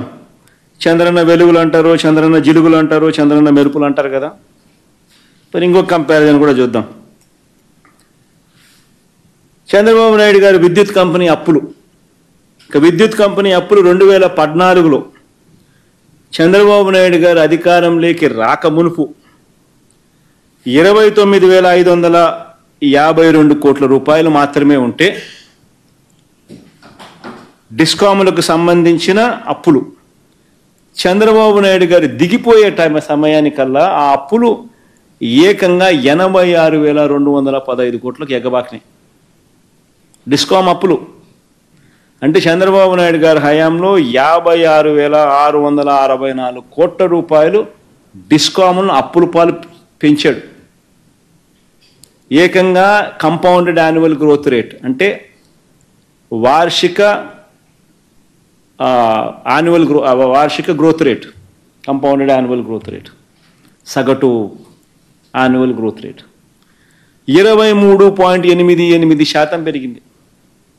అదే వైఎస్ఆర్సీపీ హయాంలో మా ప్రభుత్వ హయాంలో డిస్కాముల అప్పులు ఎంత పెరిగినాయి అని అంటే 86,000 కోట్ల నుంచి 1,22,000 కోట్లకు పెరిగినాయి. అంటే 36,000 కోట్లు పెరిగినాయి. కంపౌండెడ్ యాన్యువల్ గ్రోత్ రేట్ అంటే సగటు యావరేజ్ యాన్యువల్ గ్రోత్ రేట్ ఎంత అని చూస్తే 7.28% మాత్రమే. ఆయన హయాంలో 23.88% పెరిగితే మా హయాంలో కేవలం 7.28% మాత్రమే పెరిగాయి. ఆశ్చర్యం కలిగించే విషయం ఇంకోటి చెప్పాలన్నా, మామూలుగా ఈ డిస్కాములకు రాష్ట్ర ప్రభుత్వాలు సపోర్ట్ చేస్తాయి. సపోర్ట్ చేస్తేనే ఈ డిస్కాములకు సపోర్ట్ చేస్తేనే రాష్ట్ర ప్రభుత్వాలు సబ్సిడీ కింద ఇచ్చే సొమ్ములు ఈ డబ్బులన్నీ డిస్కాములకు కరెక్ట్గా ఇస్తూ సపోర్ట్ చేస్తేనే ఈ డిస్కాములు బతికేటివి, ప్రజల మీద కరెంటు భారం తగ్గుతుంది. చంద్రబాబు నాయుడు గారు హయాంలో డిస్కాములకు ఎంత సపోర్ట్ చేసింది స్టేట్ గవర్నమెంట్ అంటే 2014 నుంచి 19 మధ్య కేవలం 13,255 కోట్ల రూపాయలు మాత్రమే రాష్ట్ర ప్రభుత్వం డిస్కాములకు ఫైనాన్షియల్ సపోర్ట్ చేసింది. అంటే సబ్సిడీలకు ఇంకోటి ఇచ్చే డబ్బులు. అదే వైఎస్ఆర్సీపీ ప్రభుత్వం డిస్కాములకు సపోర్ట్ చేస్తూ ఎంత ఇచ్చిందో తెలుసా? 47,800 కోట్ల రూపాయలు ఇచ్చినాం. ఇలా 47,800 కోట్ల రూపాయలు ఇవ్వగలిగాం కాబట్టి చంద్రబాబు నాయుడు గారి హయాంలో కూడా ఆయన ట్రూ అప్ ఛార్జీలు, ఫ్యూల్ అడ్జస్ట్మెంట్ ఛార్జీలు ఇవన్నీ ఏకంగా బాదుడు అనే కార్యక్రమాలు ఏదైతే ఆయన ఇడిచిపెట్టిపోయినాడో మా మీద, అది మేము ప్రజలకు తక్కువగా ట్రాన్స్ఫర్ చేయగలిగినాం. రాష్ట్ర ప్రభుత్వం భరించగలిగింది, తోడుగా నిలబడగలిగింది డిస్కాములకు. అదే చంద్రబాబు నాయుడు గారు ఏం చేశారు? ఎన్నికలప్పుడు ఏమన్నాడు? ఆ క్లిప్పింగ్ కూడా మొన్న ఎప్పుడో ప్లే చేసిన చంద్రబాబు నాయుడు గారి క్లిప్పింగ్. కరెంటు బిల్లులు తగ్గిస్తాం, అధికారంలోకి వచ్చిన వెంటనే కరెంటు బిల్లులు తగ్గిస్తామని ఎన్నికలకు ముందు ప్రజలతో ఓట్లు ప్రజలు ఓట్లు వేయక మునుపు ఆయన అన్న మాటలు. ఎన్నికలు అయిపోయాయి, ప్రజలతో పని అయిపోయింది, వెంటనే ఏం చేశాడు? 5 నెలల్లో 5 నెలలు కూడా 6వ నెల కూడా ఇంకా పడలా, సరిగ్గా 5.5 నెలలు ఇప్పటికే. 6వ నెల పడక మునిపే 17,899 కోట్ల రూపాయలు బాదుడు. ఇందులో 6,072 కోట్లకు సంబంధించిన వసూళ్లు, ట్రూ అప్ ఛార్జీల వసూళ్లు ఇదే పెద్ద మనిషి చంద్రబాబు నాయుడు గారు నవంబర్ మాసంలో స్టార్ట్ అయిపోయింది. డిసెంబర్ మాసంలో ఇంకా వసూలు చేస్తారు. ఇంకా మిగిలిన 11,000 కోట్లకు సంబంధించి ఆ తర్వాత నెల బాదుడు స్టార్ట్. ఆ బాధే కార్యక్రమం అయినా కూడా రాష్ట్ర ప్రభుత్వం నుంచి డిస్కాములకు డబ్బులు ఇస్తే మేము ఇచ్చినట్టుగా 47,800 కోట్లు మేము ఇచ్చినట్టుగా ఈ మాదిరిగా ఇస్తే ఆ బాధుడు తగ్గుతుంది కదా ప్రజల మీద. అది మాత్రం చేయడు. బాధాల్సిందే ప్రజలను, కానీ వేలెత్తి చూపించాల్సింది మాత్రం ఇంకొకరి మీద. చేసేది ఆయన, వేలెత్తి చూపించాల్సింది మాత్రం వేరే వాళ్ళ మీద చూపిస్తాడు. డిస్కాములకు వచ్చే రాష్ట్ర ప్రభుత్వం నుంచి ఇచ్చే సపోర్టు 2019 నుంచి 24 మధ్యలో మా హయాంలో 47,800 కోట్ల రూపాయలు సపోర్ట్ చేస్తాం. చంద్రబాబు నాయుడు గారు 2014 నుంచి 19 ఆయన హయాంలో కేవలం 13,000 కోట్ల రూపాయలు మాత్రమే సపోర్ట్ చేశాడు. ఈసారి బహుశా అది కూడా చేయడేమో. అందుకనే బాదుడుకు శ్రీకారం చుట్టాడు. ఇంకొక శ్లోకం చూద్దామా? చంద్రబాబు గారు అంటారు, బడ్జెట్ కాబట్టి ఇవన్నీ చెప్పాల్సి వస్తాం. చంద్రబాబు నాయుడు గారు ఇంకొక స్లోగన్ అంటాడు, బాబు వస్తేనే సంపద సృష్టి అని. ఆశ్చర్యం నిజంగా చెప్పాలంటే, బాబు వస్తేనే సంపద సృష్టి అని చెప్పి ఒక్కసారి ఇది గమనిద్దాం. చంద్రబాబు నాయుడు గారు వచ్చిన తర్వాత 6 నెలలుగా రాష్ట్రానికి సంబంధించిన స్టేట్స్ ఓన్ రెవెన్యూస్ SOR ఈ 6 నెలల్లో చంద్రబాబు నాయుడు గారి ప్రభుత్వానికి సంబంధించిన states own revenues last year అంటే మా ప్రభుత్వానికి సంబంధించిన ఇవే 6 నెలలకు సంబంధించిన స్టేట్స్ ఓన్ రెవెన్యూస్తో కంపేర్ చేసుకుంటే -2%. అంటే మా హయాంలో 42,436 కోట్ల రూపాయలు జిఎస్టీ ద్వారా అయితేనేమి, స్టాంప్స్ అండ్ రిజిస్ట్రేషన్ ద్వారా అయితేనేమి, సేల్స్ ట్యాక్స్ ద్వారా అయితేనేమి, స్టేట్ ఎక్సైజ్ డ్యూటీ అయితేనేమి, అదర్ ట్యాక్సెస్ అయితేనేమి, ఈ ట్యాక్స్ రెవెన్యూస్ అయితేనేమి, నాన్ ట్యాక్స్ రెవెన్యూస్ అయితేనేమి, ఈ మైనింగ్ ఇటువంటి నాన్ అయితేనేమి, వీటి అన్నిటి ద్వారా ఎస్ఓఆర్ అంటే స్టేట్స్ ఓన్ రెవెన్యూస్ అంటారు. ఏప్రిల్ నుంచి సెప్టెంబర్ దాకా చూస్తే చంద్రబాబు నాయుడు గారు ఈ 6 నెలల కాలంలో 41,570 కోట్ల రూపాయలు వస్తే మొదటి 6 నెలల్లో మా హయాంలో 42,436 కోట్లు మా హయాంలో రిజిస్టర్ అయ్యాయి. అంటే రాష్ట్ర ఆదాయాలు పెరగాల్సింది పోయి తగ్గిన పరిస్థితులు. ఎందుకు? రావడం దోచేయడమే, రావడం దోచేయడమే. ఇసుక స్టాక్ యార్డ్లలో కనపడితే ఇసుక కనపడదు. ఎవడన్నా వ్యాపారం చేయాలని అనుకుంటే ఫస్ట్ ఆపేస్తారు. ఏ నియోజకవర్గమైనా తీసుకోండి, అందులో ఏ మైన్ చేయాలన్నా చూసుకోండి, అందులో ఏ ఫ్యాక్టరీ ఉన్నా తీసుకోండి, ఎక్కడైనా కూడా వీళ్ళకు డబ్బులు కట్టాల్సిందే, ఎమ్మెల్యేలతో రాజీ పడాల్సిందే, ఎమ్మెల్యేలకు అంతో ఎంతో ఇచ్చుకుంటే తప్ప నుంచి పనులు స్టార్ట్ కావు.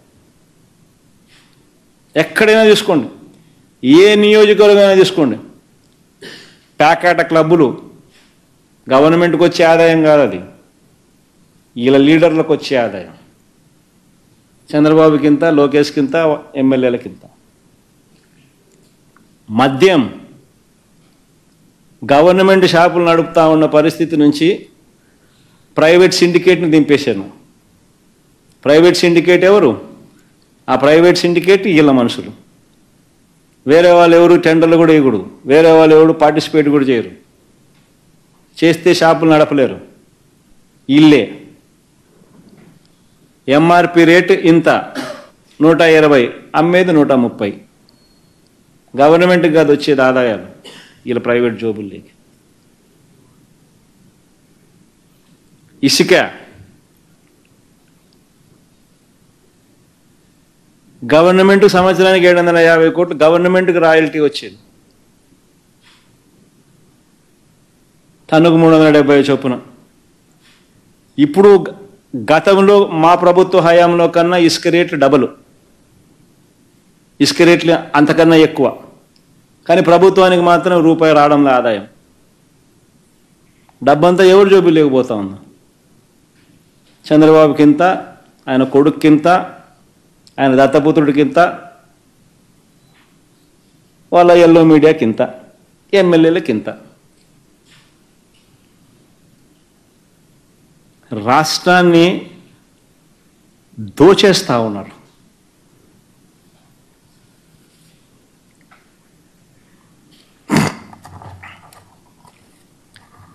ఇంకొకటి చూద్దాం, ఇట్లా బడ్జెట్ కాబట్టి ఇంకో కొన్ని విషయాలు కూడా చెప్తాం. మూలధన క్యాపిటల్ ఎక్స్పెండిచర్, మూలధన వ్యయం మీద కూడా చంద్రబాబు నాయుడు గారు తప్పుడు ప్రచారాలు చేస్తారు. క్యాపిటల్ ఎక్స్పెండిచర్ మీద ఏదో జగన్ వస్తే ఓన్లీ సంక్షేమమే, జగన్ వస్తే అభివృద్ధి ఉండదు అని ఇంకొక దుష్ప్రచారం ఇది.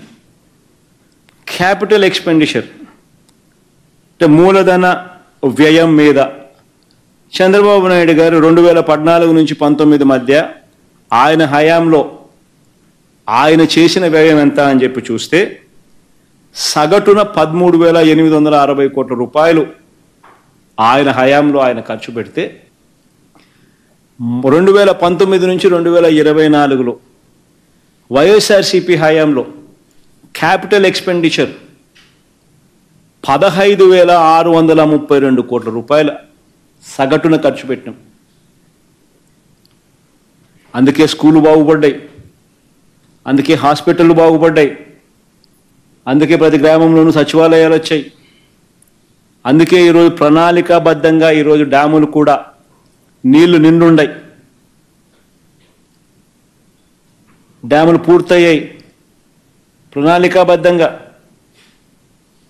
ఈరోజు పరిస్థితి ఏంది? వెలుగొండ ప్రాజెక్టు పూర్తయింది కానీ నీళ్లు నింపని పరిస్థితి.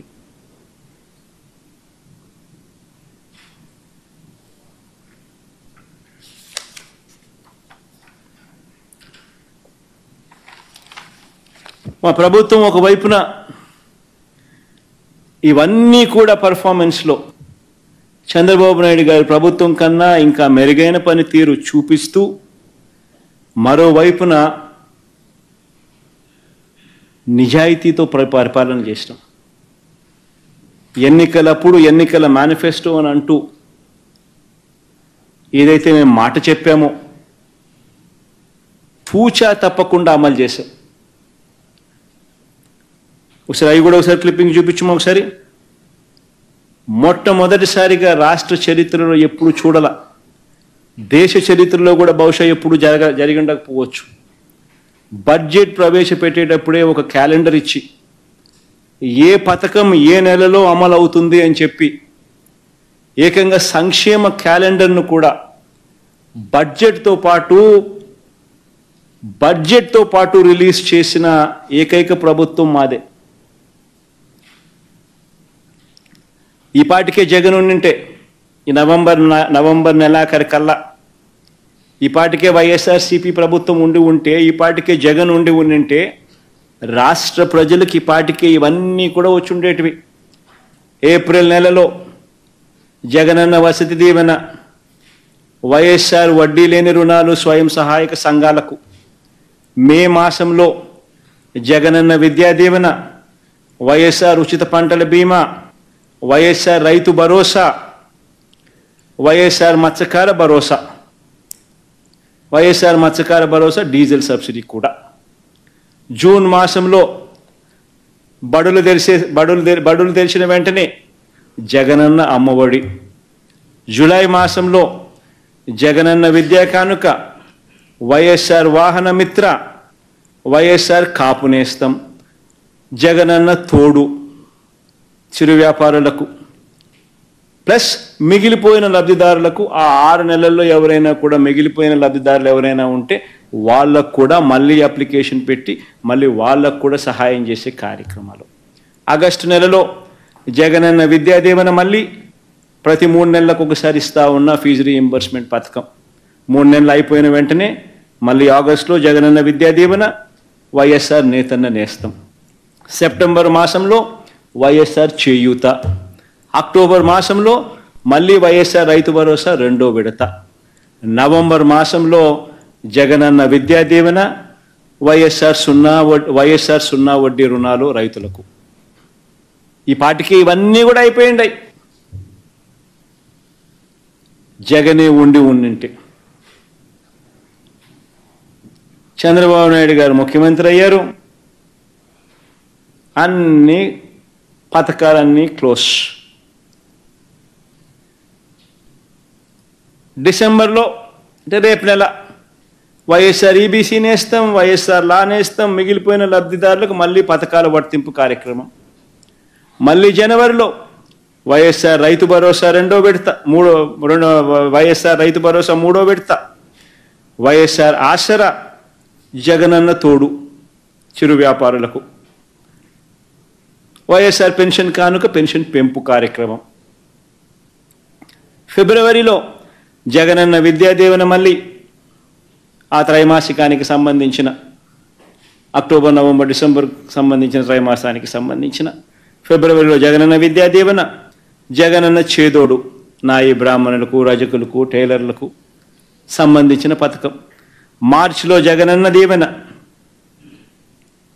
ఎంఎస్ఎంఈలకు ప్రోత్సాహకాలు.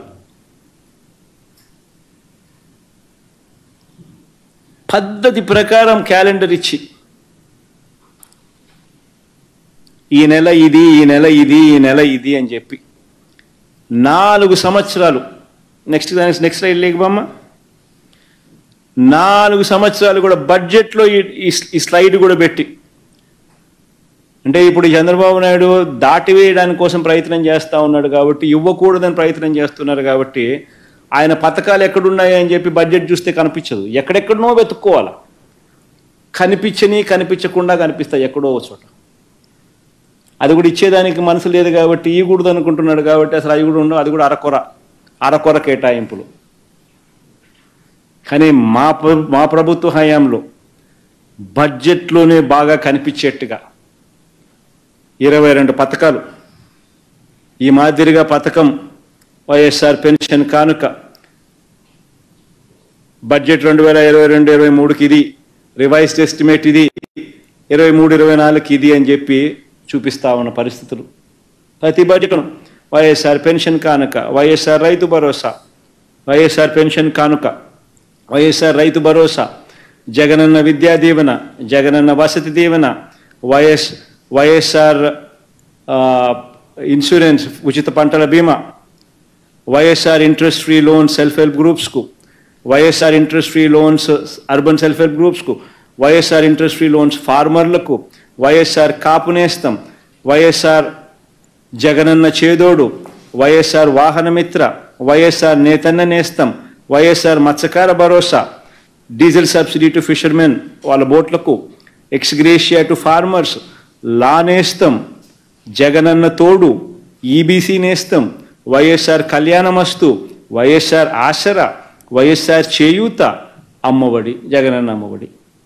ఇలా అన్ని పథకాలు బడ్జెట్లో పెట్టి స్పష్టంగా కనిపించేట్టుగా చేస్తూ, నెక్స్ట్ స్లైడ్కి బొమ్మ, ఏకంగా ఈ 5 సంవత్సరాలలో 2,73,000 కోట్ల రూపాయలు డీబీటీ, 2,73,000 కోట్ల రూపాయలు డీబీటీ. బెనిఫిషరీస్ని గారు జూమ్ చేయమ్మా. జగనన్న అమ్మఒడి బెనిఫిషరీస్ 44,48,865 మంది. ఇచ్చిన సొమ్ము 26,067 కోట్ల రూపాయలు. జగనన్న వసతి దీవెన 25,17,245 మంది బెనిఫిషరీస్. ఇచ్చిన సొమ్ము 4,275 కోట్లు. జగనన్న విద్యా దీవెన 29,65,930 మంది బెనిఫిషరీస్. ఇచ్చిన సొమ్ము 12,609 కోట్ల రూపాయలు. జగనన్న విదేశీ విద్యా దీవెన 408 మంది బెనిఫిషరీస్. ఇచ్చింది 107 కోట్లు. వైఎస్ఆర్ రైతు భరోసా కింద 53,58,000 మంది రైతులకు ఇచ్చింది 34,378 కోట్లు. వైఎస్ఆర్ సున్నా వడ్డీ పంట రుణాలు 84,66,217 మంది బెనిఫిషరీస్. ఇచ్చింది 2,050. వైఎస్ఆర్ ఉచిత పంటల ఇన్సూరెన్సు 54,75,651 మంది రైతులకు ఇచ్చింది 7,802 కోట్ల రూపాయలు. ఇన్పుట్ సబ్సిడీ టు ఫార్మర్స్ 34,41,500 మంది రైతులకు ఇచ్చింది 3,261 కోట్ల రూపాయలు. వైఎస్ఆర్ మత్స్యకార భరోసా 2,43,000 మందికి 538 కోట్ల రూపాయలు. వైఎస్ఆర్ సున్నా వడ్డీ అక్క చెల్లెమ్మల కోసం, పొదుపు సంఘాల అక్క చెల్లెమ్మల కోసం 1,05,00,000 మందికి ఇచ్చింది 5,000 కోట్ల రూపాయలు. వైఎస్ఆర్ పెన్షన్ కానుక కింద 66,34,742 మందికి 92,547 కోట్ల రూపాయలు. వైఎస్ఆర్ చేయూత 27 లక్షల మందికి 19,189 కోట్ల రూపాయలు. వైఎస్ఆర్ ఆసరా 78,94,000 మందికి, అంటే 79 లక్షల మందికి 25,570 కోట్ల రూపాయలు. వైఎస్ఆర్ బీమా 103,171 మందికి 1,848 కోట్లు. వైఎస్ఆర్ కాపు నేస్తం 3,58,613 మందికి 2,029 కోట్లు. వైఎస్ఆర్ నేతన్న నేస్తం 82,000 మందికి 982 కోట్లు.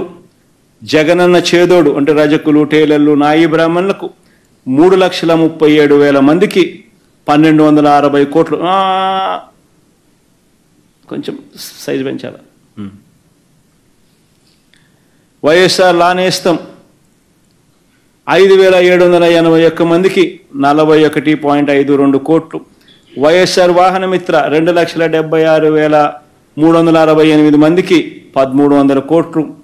వైఎస్ఆర్ ఆరోగ్య ఆసరా 23,28,800 మందికి 1,390 కోట్లు. ఎంఎస్ఎంఈ రీస్టార్ట్ 23,236 మందికి 2,086 కోట్లు. అగ్రిగోల్డ్ బాధితులకు 10,40,000 మందికి 905 కోట్లు. అర్చకులకు, ఇమాములకు, మౌజములకు, పాస్టర్లకు 77,290 మందికి 37 కోట్లు. కోవిడ్ అసిస్టెన్స్ వైట్ కార్డ్ హోల్డర్లు కోవిడ్ అసిస్టెన్స్ 1,35,00,000 మందికి 1,350 కోట్లు స్పెషల్ అసిస్టెన్స్. ఈబీసీ నేస్తం 4,95,269 మందికి 1,876 కోట్లు. వైఎస్ఆర్ ఆరోగ్యశ్రీ కింద 39,38,985 మందికి 12,463 కోట్లు. వైఎస్ఆర్ కళ్యాణమస్తు షాదీ తోఫా 56,194 మందికి 427 కోట్లు.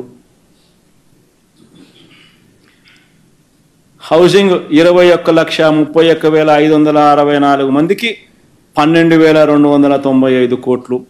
జగనన్న తోడు 15,87,492 మందికి 88 కోట్లు. ఏకంగా బెనిఫిషరీస్ను 8,70,6,898 మంది, మల్టిపుల్ 2,73,756 కోట్లు. నేను అడిగేది ఒకటే,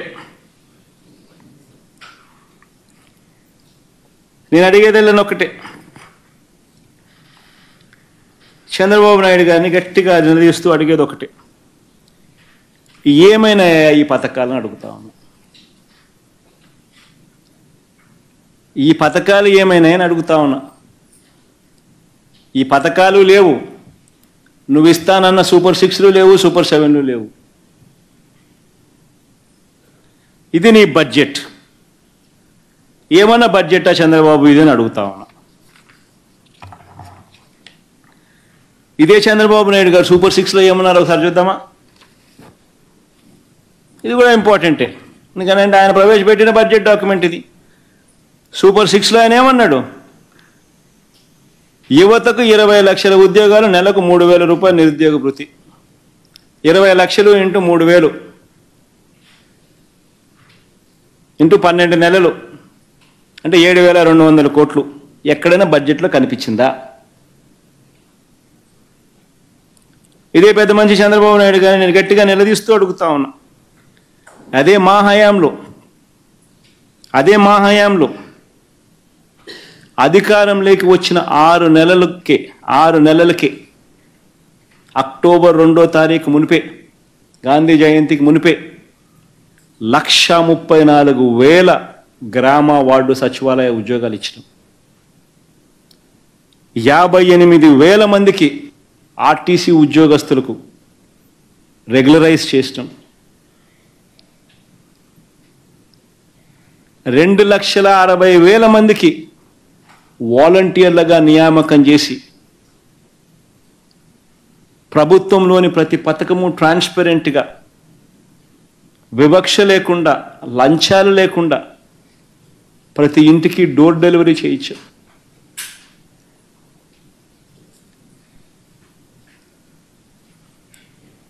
ఆరు నెలలు తిరక్క మునిపే ఇవన్నీ చేశాం. ఇవి కాక 5 సంవత్సరాలలో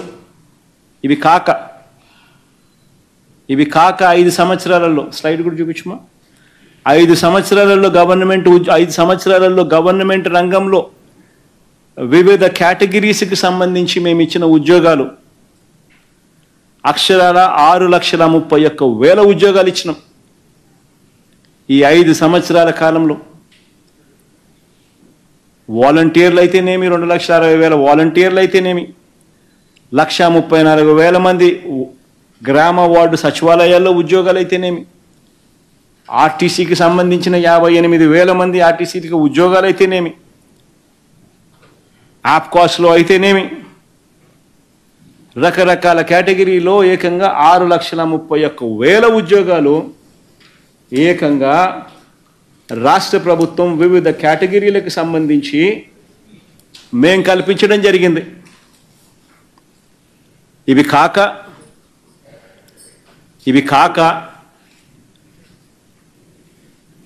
ఇవి కాక ఎంఎస్ఎంఈస్కి సంబంధించి 2,100 కోట్ల రూపాయలు ఎంఎస్ఎంఈలకు సంబంధించి ఇన్సెంటివ్స్ అన్నీ కూడా ప్రాంప్ట్గా ఇవ్వడం జరిగింది. 6,31,000 కేటగిరీస్ చూడండి, ఒకసారి బయటికి తీయండి, మధ్య స్క్రీన్ బ్లోఅప్ చేయండి. ఏ కేటగిరీలో గవర్నమెంట్లో ఏమేమి ఉద్యోగాలు ఇచ్చినామనేది.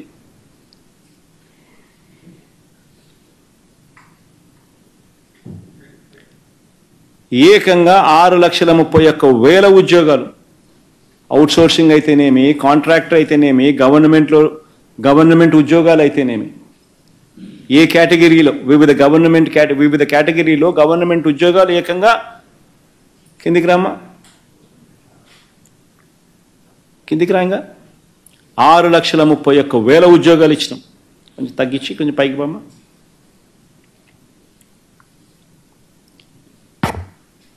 ఇట్లా ఈ పక్కన ఈ సైడ్ చూపించు. మెగా గవర్నమెంట్కి సంబంధించి లార్జ్ అండ్ మెగా ఇండస్ట్రీస్లో 1,02,000 ఉద్యోగాలు ఇచ్చినాం.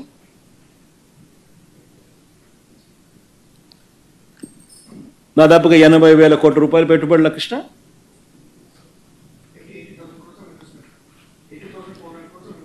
80,400 కోట్ల ఇన్వెస్ట్మెంట్లలో 1,02,000 ఉద్యోగాలు లార్జ్ అండ్ మెగా ఇండస్ట్రీలో లార్జ్ అండ్ మెగా కేటగిరీస్లో ఇండస్ట్రీస్లో ఇప్పించగలిగాం. ఎంఎస్ఎంఈలు 2019 నుంచి 24 మధ్య గ్రౌండ్ అయిన ఎంఎస్ఎంఈస్ 3,94,000 ఎంఎస్ఎంఈస్ గ్రౌండ్ అయినాయి. ఉట్టి ఈ ఎంఎస్ఎంఈస్ ద్వారానే 23,65,000 మందికి ఉద్యోగాలు ఉట్టి ఎంఎస్ఎంఈస్ ద్వారానే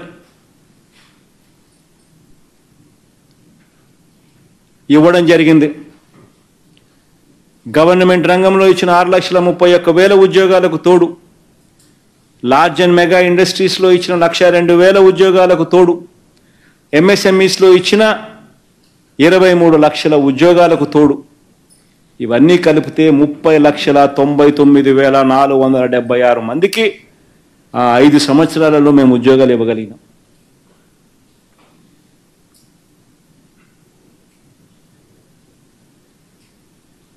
ఆ ఎంఎస్ఎంఈది 3,94,000 గ్రౌండ్ అయింది. సైడ్ చూపించు.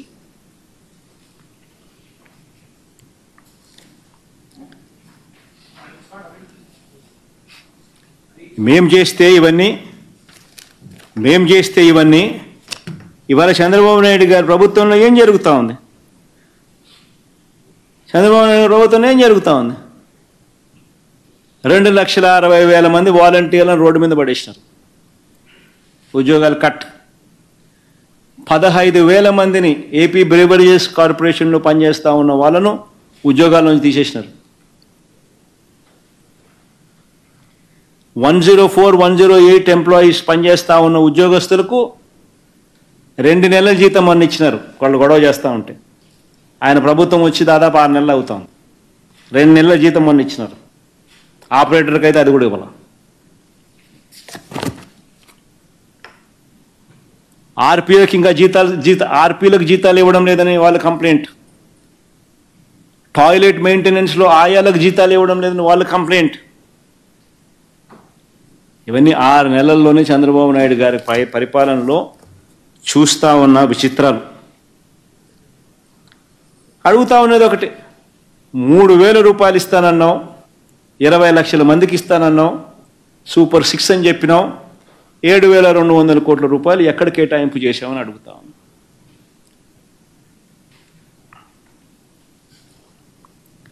ఏమన్నాడు ఇంటికి పోయిన ప్రతి సూపర్ 6 చూపించమా ఒకసారి. ఓట్ల కోసం చంద్రబాబు నాయుడు అన్న మాటలు ఏంటి సూపర్ 6లో? చిన్న చిన్న పిల్లలు ఎంతమంది కనపడితే చాలు, చిన్నపిల్లలు కనపడితే చాలు ఏమనేవాడు, నీకు 15,000, నీకు 15,000, నీకు 15,000, నీకు 15,000. స్కూలుకు వెళ్ళే ప్రతి విద్యార్థికి ఏడాదికి 15,000 సూపర్ 6.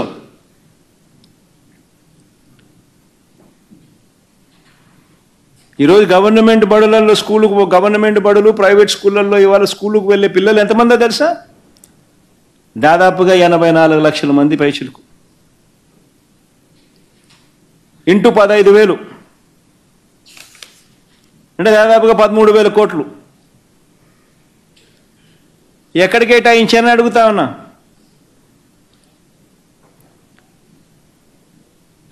ఎక్కడ కేటాయించానని అడుగుతా ఉన్నా. ఎప్పుడు ఇస్తారని అడుగుతా ఉన్నా. ఆశ్చర్యం ఏమిటంటే ఇంత పెద్ద గొప్ప పథకానికి మామూలుగా అయితే విపరీతమైన పబ్లిసిటీ ఇచ్చి బడ్జెట్లో ఇదిగో చూపిస్తున్నాము, ఇదిగో 13,000 కోట్ల కేటాయింపని గొప్పగా చెప్పుకునే రకాలు వీళ్ళు. మామూలుగానే ఏమీ చేయకుండానే చెప్పుకునే రకాలు వీళ్ళు.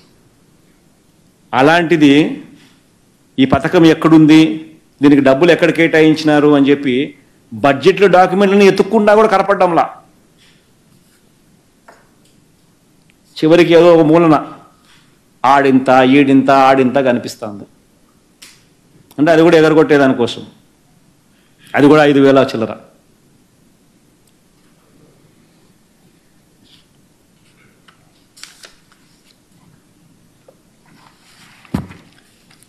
సూపర్ 6లో ఏమంటాడు ప్రతి రైతుకు?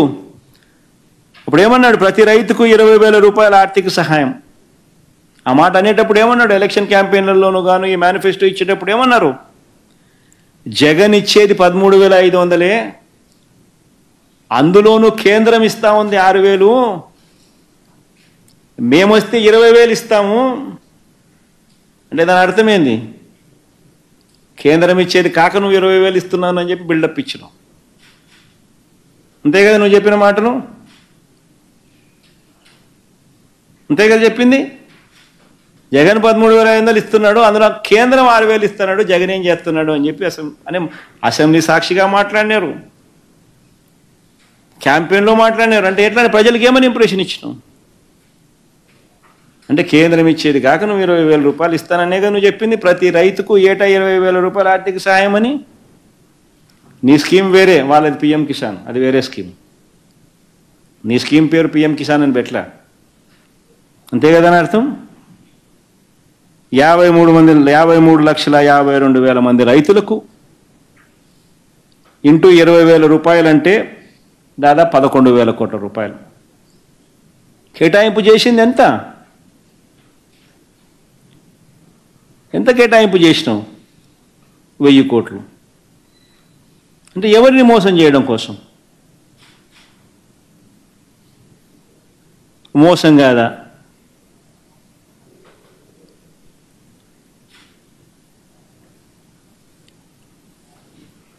ఇంకో ఏమంటాడు?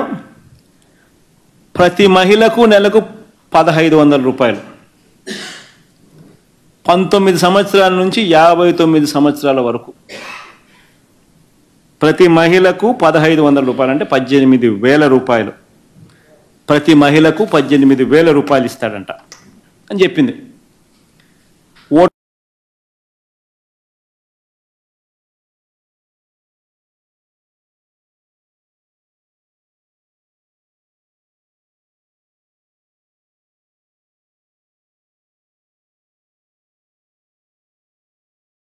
లిస్టు ఎంతమంది ఉన్నారు ఓటర్లు? సరే 2,15,000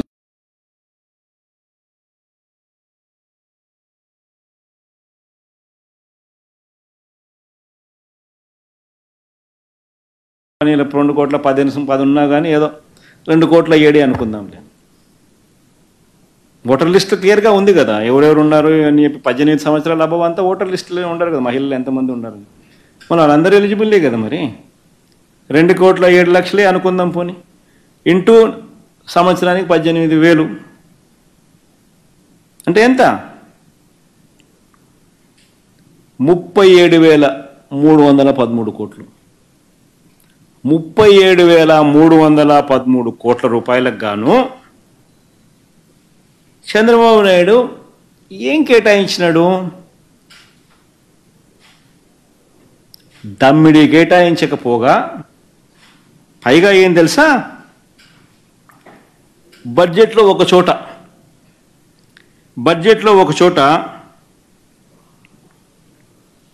3,341 కోట్ల రూపాయలను ఈనాడు కటింగ్ చూపించాం ఒకసారి.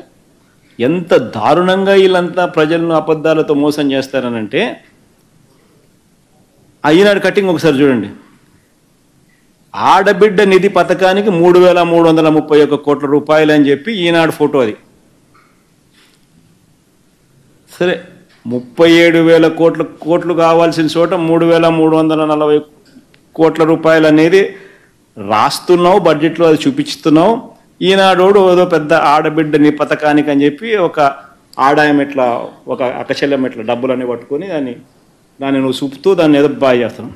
ఆశ్చర్యం ఏమిటో తెలుసా, అసలు ఈ డబ్బులు ఏప్రిల్ మేలోనే చంద్రబాబు నాయుడు రాకమునిపే మా ప్రభుత్వం ఎలక్షన్ కోడ్ ఉందని చెప్పి వాళ్ళు ఆపితే కోర్టుకు పోయి కోర్టుతో మొట్టికాయలు వేయించి కోర్టు ద్వారా ఇప్పించేసినాం. ఆల్రెడీ ఇచ్చేసినారు ఆసరాకు, చేయూతకు. చంద్రబాబు నాయుడు ముఖ్యమంత్రి కాకమునిపే మరి ఈనాడు ఇట్లా డబ్బులు చూపిస్తాడు, ఈనాడు ఇట్లా ఆడాయమ ఇట్లా నవ్వుతా అన్నట్టు ఫోటో చూపిస్తున్నాడు, ఈనాడు డబ్బులు ఇట్లా చూపిస్తుంది. ఆయమ అక్కచెల్లెమ్మ పాపం ఆయమేమో నవ్వుతుంది. అసలు డబ్బే లేదు, అయిపోయింది. ఆసరా అయిపోయింది, చేయూత అయిపోయింది, కోర్టు నుంచి మనం తెప్పించేసిన వాడు చంద్రబాబు ముఖ్యమంత్రి రాకతలికి బటన్ ఆల్రెడీ అయిపోయినాయి. మరి ఎక్కడ డబ్బులు ఉంటాయి? మరి ఈ మాదిరిగా ఈనాడు రాయడం కరెక్టేనా?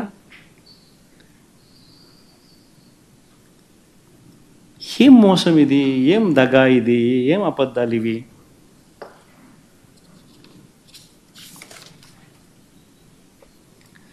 మన సూపర్ 6 పోదామా? ప్రతి ఇంటికి ఏడాదికి ఉచితంగా 3 గ్యాస్ సిలిండర్లు.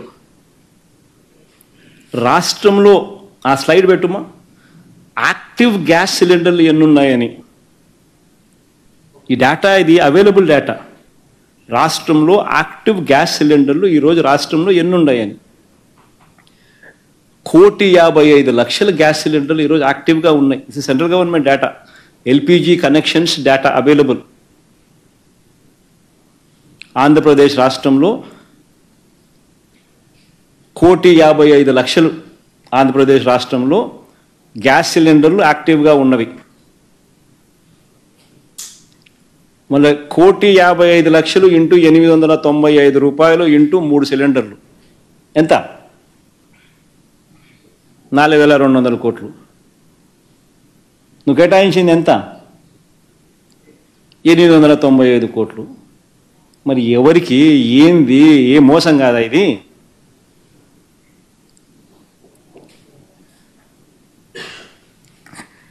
పోనీ చివరికి చిన్నవి గ్యాసు, బస్సు అనేవి చాలా చిన్నవి.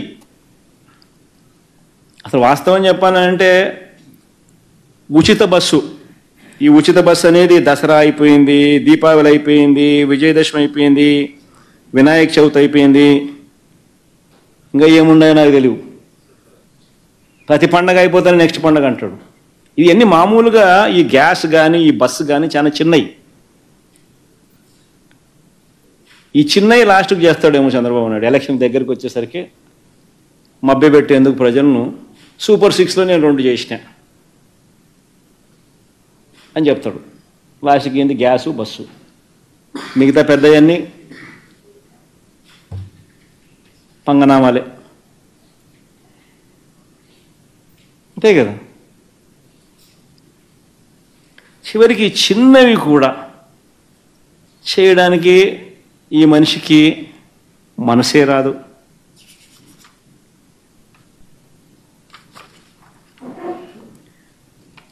మరోవైపు సంపద సృష్టిస్తానంటున్నాడు. కానీ ప్రతి మంగళవారం ఈ పెద్ద మనిషి చంద్రబాబు నాయుడు గారు ఏం చేస్తారు, ఆర్బీఐ డోర్ దగ్గరికి వెళ్ళి కాలింగ్ బెల్ నొక్కుతాడు. నొక్కి రుణాలు తీసుకునే దానికోసం కాలింగ్ బెల్ నొక్కుతాడు. మా హయాంలో సగటున ప్రతి ఏడాది మేము 47,000 కోట్ల రూపాయలు 47,000 కోట్ల రూపాయలు మేము బారో చేస్తే, మేము రుణాలు తీసుకుంటే, చంద్రబాబు గారు వచ్చి రాగానే బడ్జెట్ ప్రవేశపెట్టిన దాంట్లో ఆయన 68,742 కోట్ల రూపాయలు నేను తీసుకోబోతున్నాను అప్పులుగా అని చెప్పి ప్రజెంటేషన్ ఇచ్చాడు బడ్జెట్లో. ఈ బడ్జెట్ డాక్యుమెంట్ ఏమ్మా తీసేసినారు.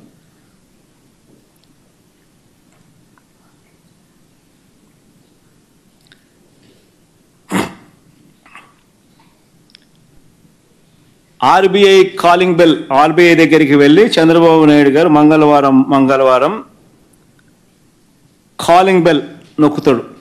నొక్కుతూ 68,742 కోట్లు నేను తీసుకోబోతున్నానని చెప్తున్నాడు. మరి 47,000 కోట్ల రూపాయలు తీసుకున్న మేమేమో మా హయాంలో రాష్ట్రం శ్రీలంక అవుతుందా?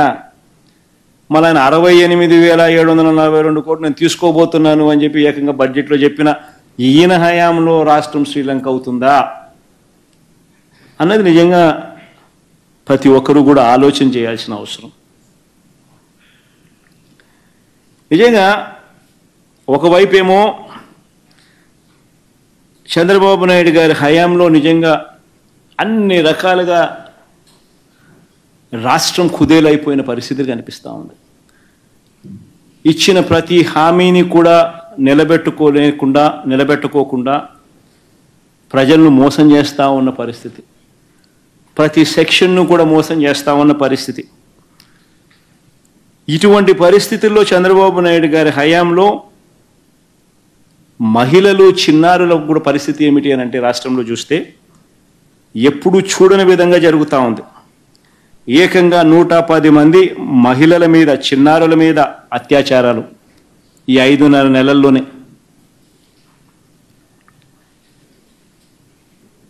ఇందులో 11 మంది చనిపోవడం కూడా జరిగింది.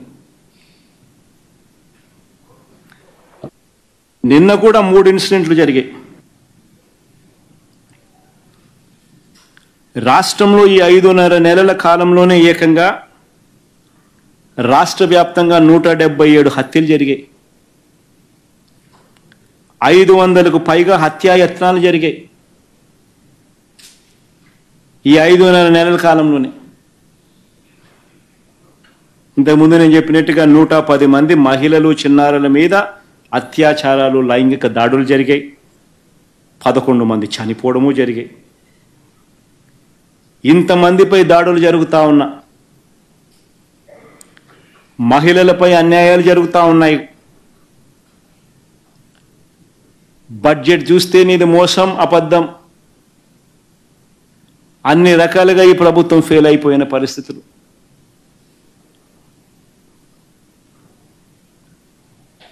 పిల్లలకు సంబంధించిన ఫీజు రీయింబర్స్మెంట్ ఇంతవరకు ఇలా పిల్లలు రోడ్డు ఎక్కుతున్నారు. ఆరోగ్యశ్రీకి సంబంధించిన, నెట్వర్క్ హాస్పిటల్కి సంబంధించిన బకాయిలు ఇంతవరకు 2,300 కోట్లు దాటాయి, వాళ్ళు రోడ్డు ఎక్కుతున్నారు. పట్టించుకునే పరిస్థితి లేదు. 104, 108 ధర్నా చేస్తూ ఉన్నారు. అతలాకుతలం అవుతా ఉన్న పరిస్థితుల్లో నీ సూపర్ 6 ఒక మోసం, సూపర్ 7 ఒక మోసం, నీ బడ్జెట్ ప్రజెంటేషన్ ఒక మోసం, రోజు డైవర్షన్ టాపిక్స్. ఇలాంటి పరిస్థితులు నిన్ను ప్రశ్నిస్తే దేశంలో ఎక్కడా లేని విధంగా ఏకంగా 680 మందిపై, సోషల్ మీడియా యాక్టివిస్టులపై నువ్వు నోటీసులు ఇస్తావు. 147 మంది మీద కేసులు పెట్టావు. 49 మందిని అరెస్ట్ చూపించావు.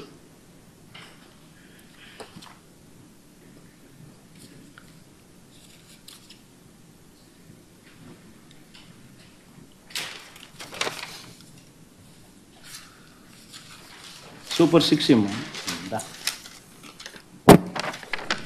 నేను చంద్రబాబు నేను ఒకటి అడుగుతున్నా, ఇదిగో నీ మోసం. ఎన్నికల వేళ నువ్వు చెప్పినావు ఇది చేస్తాను అని, ఇదిగో నీ సూపర్ 6. దీనికి కావాల్సిన బడ్జెట్ ఇది 74,000 కోట్లు. నువ్వు చేసినది మోసం కాదా? నువ్వు చెప్పినది అబద్ధం కాదా? నీ మీద 420 కేసు పెట్టకూడదా? ఆర్గనైజ్డ్ క్రైమ్ ఇది కాదా అని నేను ట్వీట్ పెడతా ఉన్నాను. నా ఎమ్మెల్యేలు, కంటెస్ట్ చేసిన ఎమ్మెల్యేలు అందరూ ట్వీట్లు పెడతా ఉన్నారు, పెట్టబోతున్నారు. మా పార్టీకి సంబంధించిన అందరూ కూడా ట్వీట్ పెట్టి నీ మీద ఎందుకు 420 కేసు పెట్టకూడదు, నువ్వు చేసినది మోసం కాదా అని వైఎస్ఆర్సీపీకి సంబంధించిన ప్రతి కార్యకర్తకు పిలుపునిస్తా ఉన్నాను. ఈ రెండు కూడా ఇదే మాదిరిగానే పెడుతూ ట్వీట్ చేయండి. ఇన్స్టాగ్రాము, ఫేస్బుక్, వాట్సాప్, యూట్యూబ్ అన్నిట్లోనూ పెట్టండి. ఎంతమంది నేను అరెస్ట్ చేస్తాడో చూద్దాం. అరెస్ట్ చేయడానికి ఏదైనా ముందుకు వస్తే ఫస్ట్ నా దగ్గర నుంచి స్టార్ట్ చేయమని చెప్తున్నా. ఏమయ్యా నువ్వు చెప్పలేదా ఇవన్నీ? నీ మేనిఫెస్టోలో ఇవన్నీ లేవా? నీ బడ్జెట్ ఇది కాదా?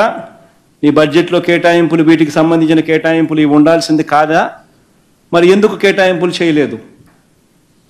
చేసినందుకు, చేయనందుకు, మోసం చేసినందుకు, అబద్ధాలు చెప్పినందుకు నీ మీద 420 కేసు ఎందుకు పెట్టకూడదు అని ప్రశ్నిస్తూ రాష్ట్ర వ్యాప్తంగా ప్రతి ఒక్కరం కూడా ట్వీట్ చేయబోతున్నాం.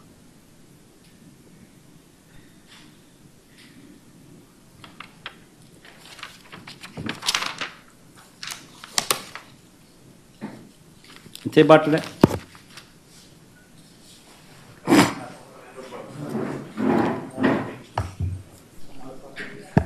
గంట 40 నిమిషాలు పట్టింది.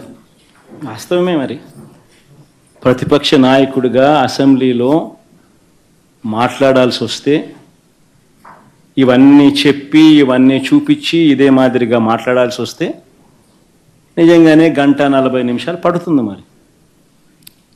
మరి గంట 40 నిమిషాలు నాకు మైక్ ఇచ్చే పరిస్థితి అసెంబ్లీలో లేనప్పుడు, ప్రతిపక్ష నాయకుడిగా ఆ గుర్తింపు మీరు ఇవ్వనప్పుడు, ప్రతిపక్ష పార్టీగా మా పార్టీకి ఆ గుర్తింపు మీరు ఇవ్వనప్పుడు, ప్రతిపక్ష పార్టీగా గుర్తింపు ఉండేటివి రెండు పార్టీలు, రెండు కూటములు.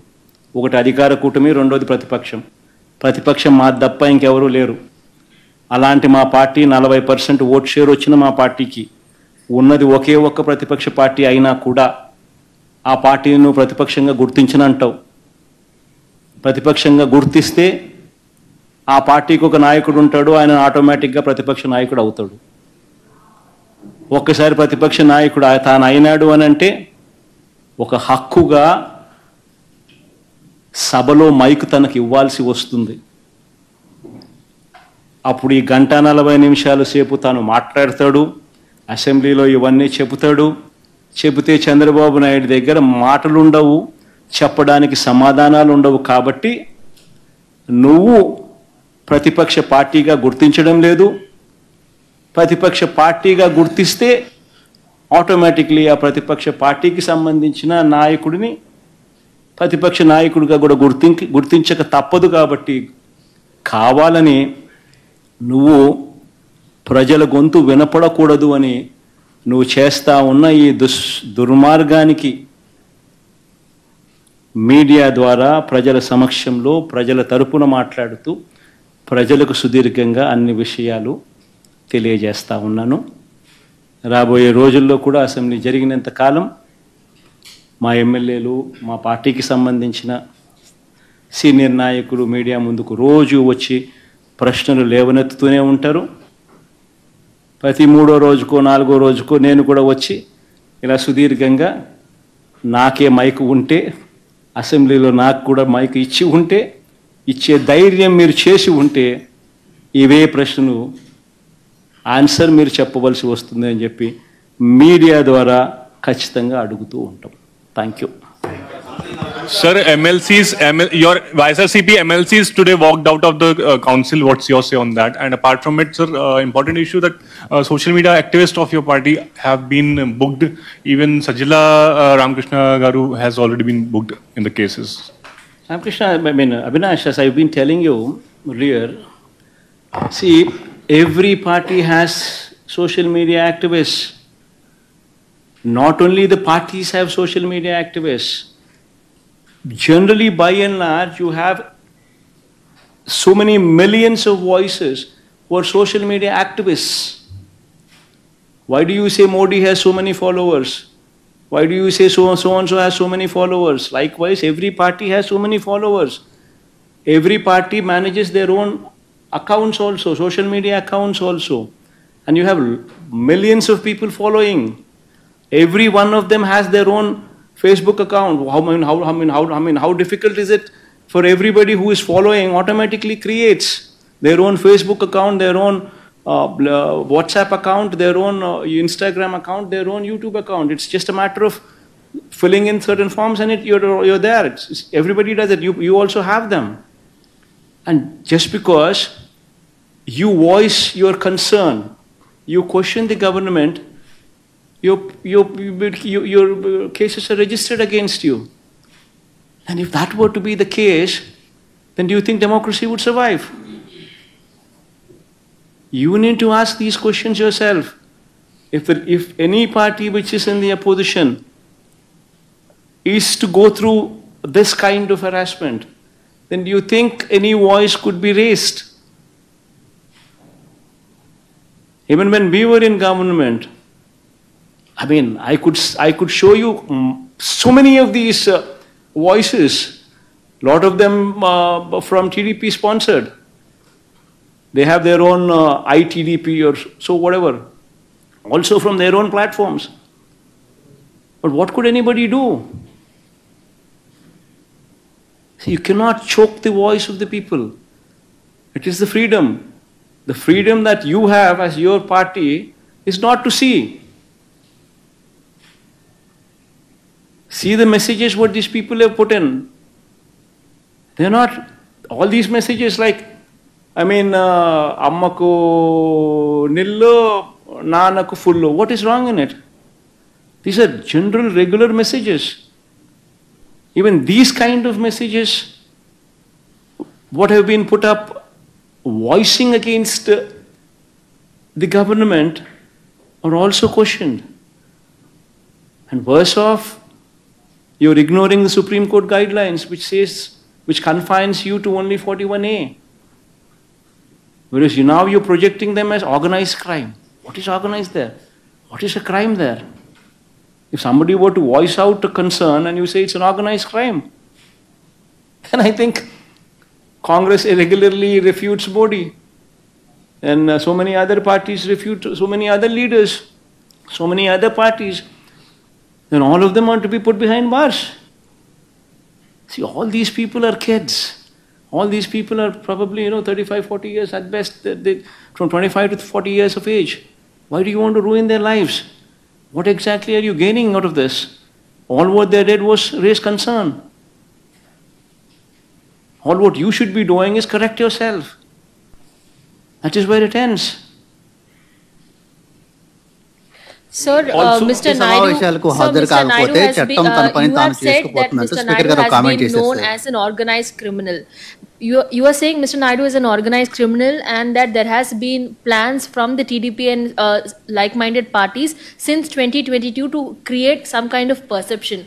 You as the opposition here are not able to raise your voice at the assembly is what you're saying. If you're given a chance, will you be able to raise all of these questions? How will you go about it? It's exactly what we've been doing, Ma. We've ensured we filed court cases as well. Court cases are pending. Speaker is not answering to the court summons. And we are raising all these issues through the media. All of them with facts, with evidences. And that's what we're doing. Sir, would you get on the streets, would you go to Delhi about the same thing you just said? See, the thing is, Avinash, what needs to be done is ultimately the courts. Courts would have to step in. We would raise this topic, we would raise all these issues, not only in High Court but also in Supreme Court. Because this is a general case. If somebody is choked here, and if this becomes a precedent, then you will have no voices heard anywhere. Even you, Avinash, even you, Ma, will not be in a position to voice out. If you were to voice out exactly what I spoke today, showing these 6 manifesto promises of Chandrababu Naidu and showing how much the budget allocation would be and why his budget is not allocated these funds, does it not translate to cheating? If you were to voice this concern, you are automatically put behind bars. Then where is democracy? We would have to fight it legally. So during your regime, many TDP leaders were also booked. So do you think it's a revenge politics going on? Basically, we need to understand one thing, Avinash. Say, booking 41A notice, that is the best it can go. That is all what it can go. And you can register a case. This is where it ends. But never the case where you actually take people, beat up people, never such cases. You can't do that. Okay, fine, you have a problem with a certain posting, what Avinash has put, you don't like it. Okay, you give him 41A notice, register a case on him. And court, and then it becomes matter becomes sub judice, comes under the court purview. That's where it ends. But what are you doing? You're taking law into your own hands. You're making an arrest, what you're not supposed to do. And not only arrest, you are ensuring that an orchestrated harassment takes place where on one particular individual in 5 or 6 different police stations, you are lodging cases. And you're booking that person in 5 different locations. And you're taking them everywhere. And you're arresting them. These are illegal detentions. This is not right. Play according to the law book, rule book. If you're not going to play according to the rule book, then you're doing something which you're not supposed to do. This is exactly what we're questioning. Sir, you're saying opposition leaders' voices are being stifled. At the same time, your sister Y.S. Sharmila yesterday, she is demanding that YSRCP MLAs who have not attended assembly resign because they're not even part of assembly sessions. Let's not talk about my sisters here. They have 1.7% vote share. The Congress party has 1.7% vote share. Let's not talk about a party which is insignificant in Andhra Pradesh. Please, let's not talk. Sir, assembly సమావేశాలకు హాజరు కాకపోతే చట్టం తన పని తాను చేసుకుపోతున్నట్టు speaker గారు ఒక comment చేశారు సార్. దీన్ని ఎట్లా చూస్తారు? రమేష్, అసెంబ్లీ సమావేశాలకు హాజరు కాకపోతే చట్టం తన పని తాను చేసుకుపోతుందంటూ స్పీకర్ గారు కామెంట్ చేశారు. ఒకవేళ మీరు ఎట్లనే అసెంబ్లీ సమావేశాలకు హాజరు కాకపోతే డిస్క్వాలిఫై అయ్యే అవకాశం ఉందనేది కూడా జరుగుతున్నటువంటి చర్చ సార్. అల్టిమేట్గా అదే దుర్గా నేను చెప్పేది. అల్టిమేట్గా తప్పెక్కడ జరుగుతూ ఉంది? నువ్వు అసెంబ్లీ అన్నది ప్రజల గొంతు వినపడకుండా నీ గొంతులు మాత్రమే నువ్వు వినిపించే కార్యక్రమం చేస్తే నీ అసెంబ్లీ సమావేశాలన్నీ ఏం జరుగుతాయి?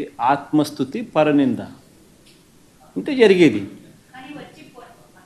ఆత్మస్తుతి, పరనింద, నీ అబద్ధాలు, నీ మోసాలు, వీటి ప్రొపగేషన్. ఎవడు మాట్లాడేది ఉండదు, ఎవడు అడిగేది ఉండదు, ఎవడు చెప్పేది ఉండదు. అంతా నువ్వే బౌలరు, నువ్వే బ్యాట్స్మెన్ను, నువ్వే వికెట్ కీపరు, నువ్వే ప్లేయరు, నువ్వే కీపరు, నువ్వే ఫీల్డరు. సమస్య ఏముంది? ఇంక అన్నీ నువ్వే. ప్రతిపక్షం అన్నది అసెంబ్లీ జరుపుకోవాలన్నది ప్రభుత్వానికి ఉండాలి. ప్రతిపక్ష వాయిస్ వినిపించాలి, వినబడాలి అని ప్రభుత్వానికి ఉండాలి. వినపడితేనే నేను కరెక్షన్స్ చేసుకుంటాను అన్న ధ్యాస ప్రభుత్వం నడిపే వాళ్ళకు ఉండాలి. ఎప్పుడైనా కూడా ప్రభుత్వం నడిపే వాళ్ళు they should be open to correction. If they are not open to correction then you would never learn the mistakes. విననప్పుడు, కనపడనప్పుడు, వినకూడదు అని అనుకున్నప్పుడు నువ్వు తప్పులు చేస్తూనే పోతావు. That is what you doing.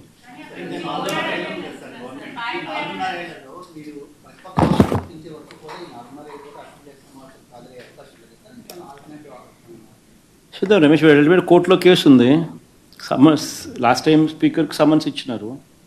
Speaker reply ఇవ్వలేదు సమన్స్కు. మళ్ళా కోర్టు నిన్న మళ్ళీ సమన్స్ ఇచ్చింది స్పీకర్కు రిప్లై చేయమని చెప్పి సెక్రటరీకి. సో రిప్లై ఇక తప్పదు. రిప్లై ఇచ్చిన తర్వాత అది నిలబడదు. ఎందుకంటే ఉండేది మేము తప్ప ఇంకెవడం లేం ప్రతిపక్షంగా. వేరే ఇంకొక పార్టీ ఎవడన్నా ఉంటే నువ్వు కనీసం వాళ్ళకి ఇస్తున్నాను ఈయనకు బదులు అని చెప్పేదానికి ఇంకొక పార్టీ లేదు అక్కడ. సో ఆటోమేటిక్లీ నీకు ప్రతిపక్ష పార్టీగా గుర్తించాల్సిందే. అది తప్పదు. అది గుర్తించిన తర్వాత న్యాచురలీ ఆ పార్టీకి ఎంతమంది అన్నా ఎమ్మెల్యేలు ఉండని ఆ గుర్తించిన ఆ పార్టీకి ఒక నాయకుడు అనేవాడు ఉంటాడు. ఆటోమేటిక్లీ ఆ ప్రతిపక్ష పార్టీ ఆటోమేటిక్లీ ఆ నాయకుడిని ఉన్నైతే ఎన్నుకుంటాడో ఆయన ప్రతిపక్ష నాయకుడిగా ఇవ్వాల్సిందే. ఇచ్చినప్పుడు ప్రతిపక్ష నాయకుడిగా నువ్వు ఎప్పుడైతే హోదా ఇక తప్పదు. అలా ఇచ్చినప్పుడు ఆటోమేటిక్లీ మైక్ ఇవ్వాల్సిందే. అధికార పక్షానికి సంబంధించిన ముఖ్యమంత్రికి ఏ లెవెల్లో సమయం వస్తారో మైక్ ఇవ్వడానికి నెక్స్ట్ సమయం ఇవ్వాల్సింది ప్రతిపక్ష నాయకుడికి. అప్పుడే ఇవన్నీ వినిపించగలుగుతాం. ఇప్పుడు నేను 1:40 సేపు నేను మాట్లాడగలిగాను. ఈ 1:40 సేపు నాకు ఇవ్వకుండా 10 నిమిషాల్లోనే నీ స్పీచ్ నువ్వు ముగించాలి. 175 మందిలో నువ్వు కూడా ఒకడివే.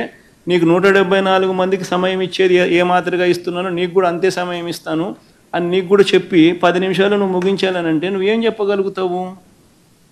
ఏ రకంగా ఈ సమస్యలన్నీ నువ్వు చూపించగలుగుతావు? ఏ రకంగా నువ్వు ప్రభుత్వాన్ని నిలదీయగలుగుతావు? ఏమీ చేయలేము. అప్పుడు అసెంబ్లీకి నువ్వు పోవడం వల్ల లాభం ఏంది? అసెంబ్లీకి మనం పోయేసరికి ప్రజల తరపున మనం మాట్లాడడానికి పోతున్నాము అన్న ధ్యాస ప్రభుత్వానికి ఉండాలి. ప్రతిపక్ష నాయకుడు మాట్లాడితేనే కదా ఈ విషయాలన్నీ నాకు ప్రభుత్వం దృష్టికి వస్తాయి, అప్పుడే కదా కరెక్షన్ చేసుకోగలుగుతాము అని ధ్యాస ప్రభుత్వానికి ఉండాలి. అలా మాట్లాడి ఇవ్వాలా. 40% ఓట్ షేర్ వచ్చిన పార్టీ మాది. నీకు నచ్చినా నచ్చకపోయినా 40% ఓట్లు వేసి ప్రజలు మాకు ప్రతిపక్ష హోదా ఇచ్చినారు. సో ప్రతిపక్ష హోదా ఇచ్చిన తర్వాత నువ్వు ప్రతిపక్ష హోదా నువ్వు ఇవ్వనని చెప్పి నువ్వు అండమే ఆశ్చర్యం.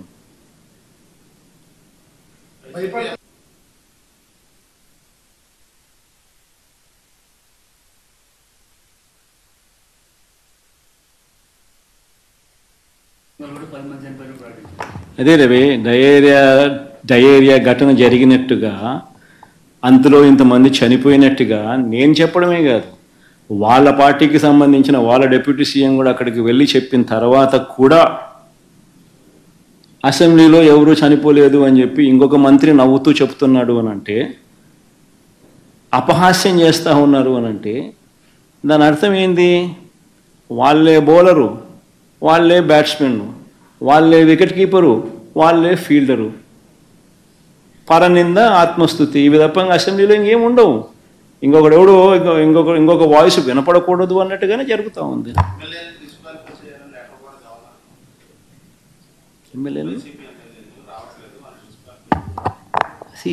డిస్క్వాలిఫై చేయగలగడం అన్నది వీళ్ళ చేతుల్లో లేదు. నన్నున్నా చేయగలుగుతాను, చేయమను, రమ్మను, రెడీ రమ్మను.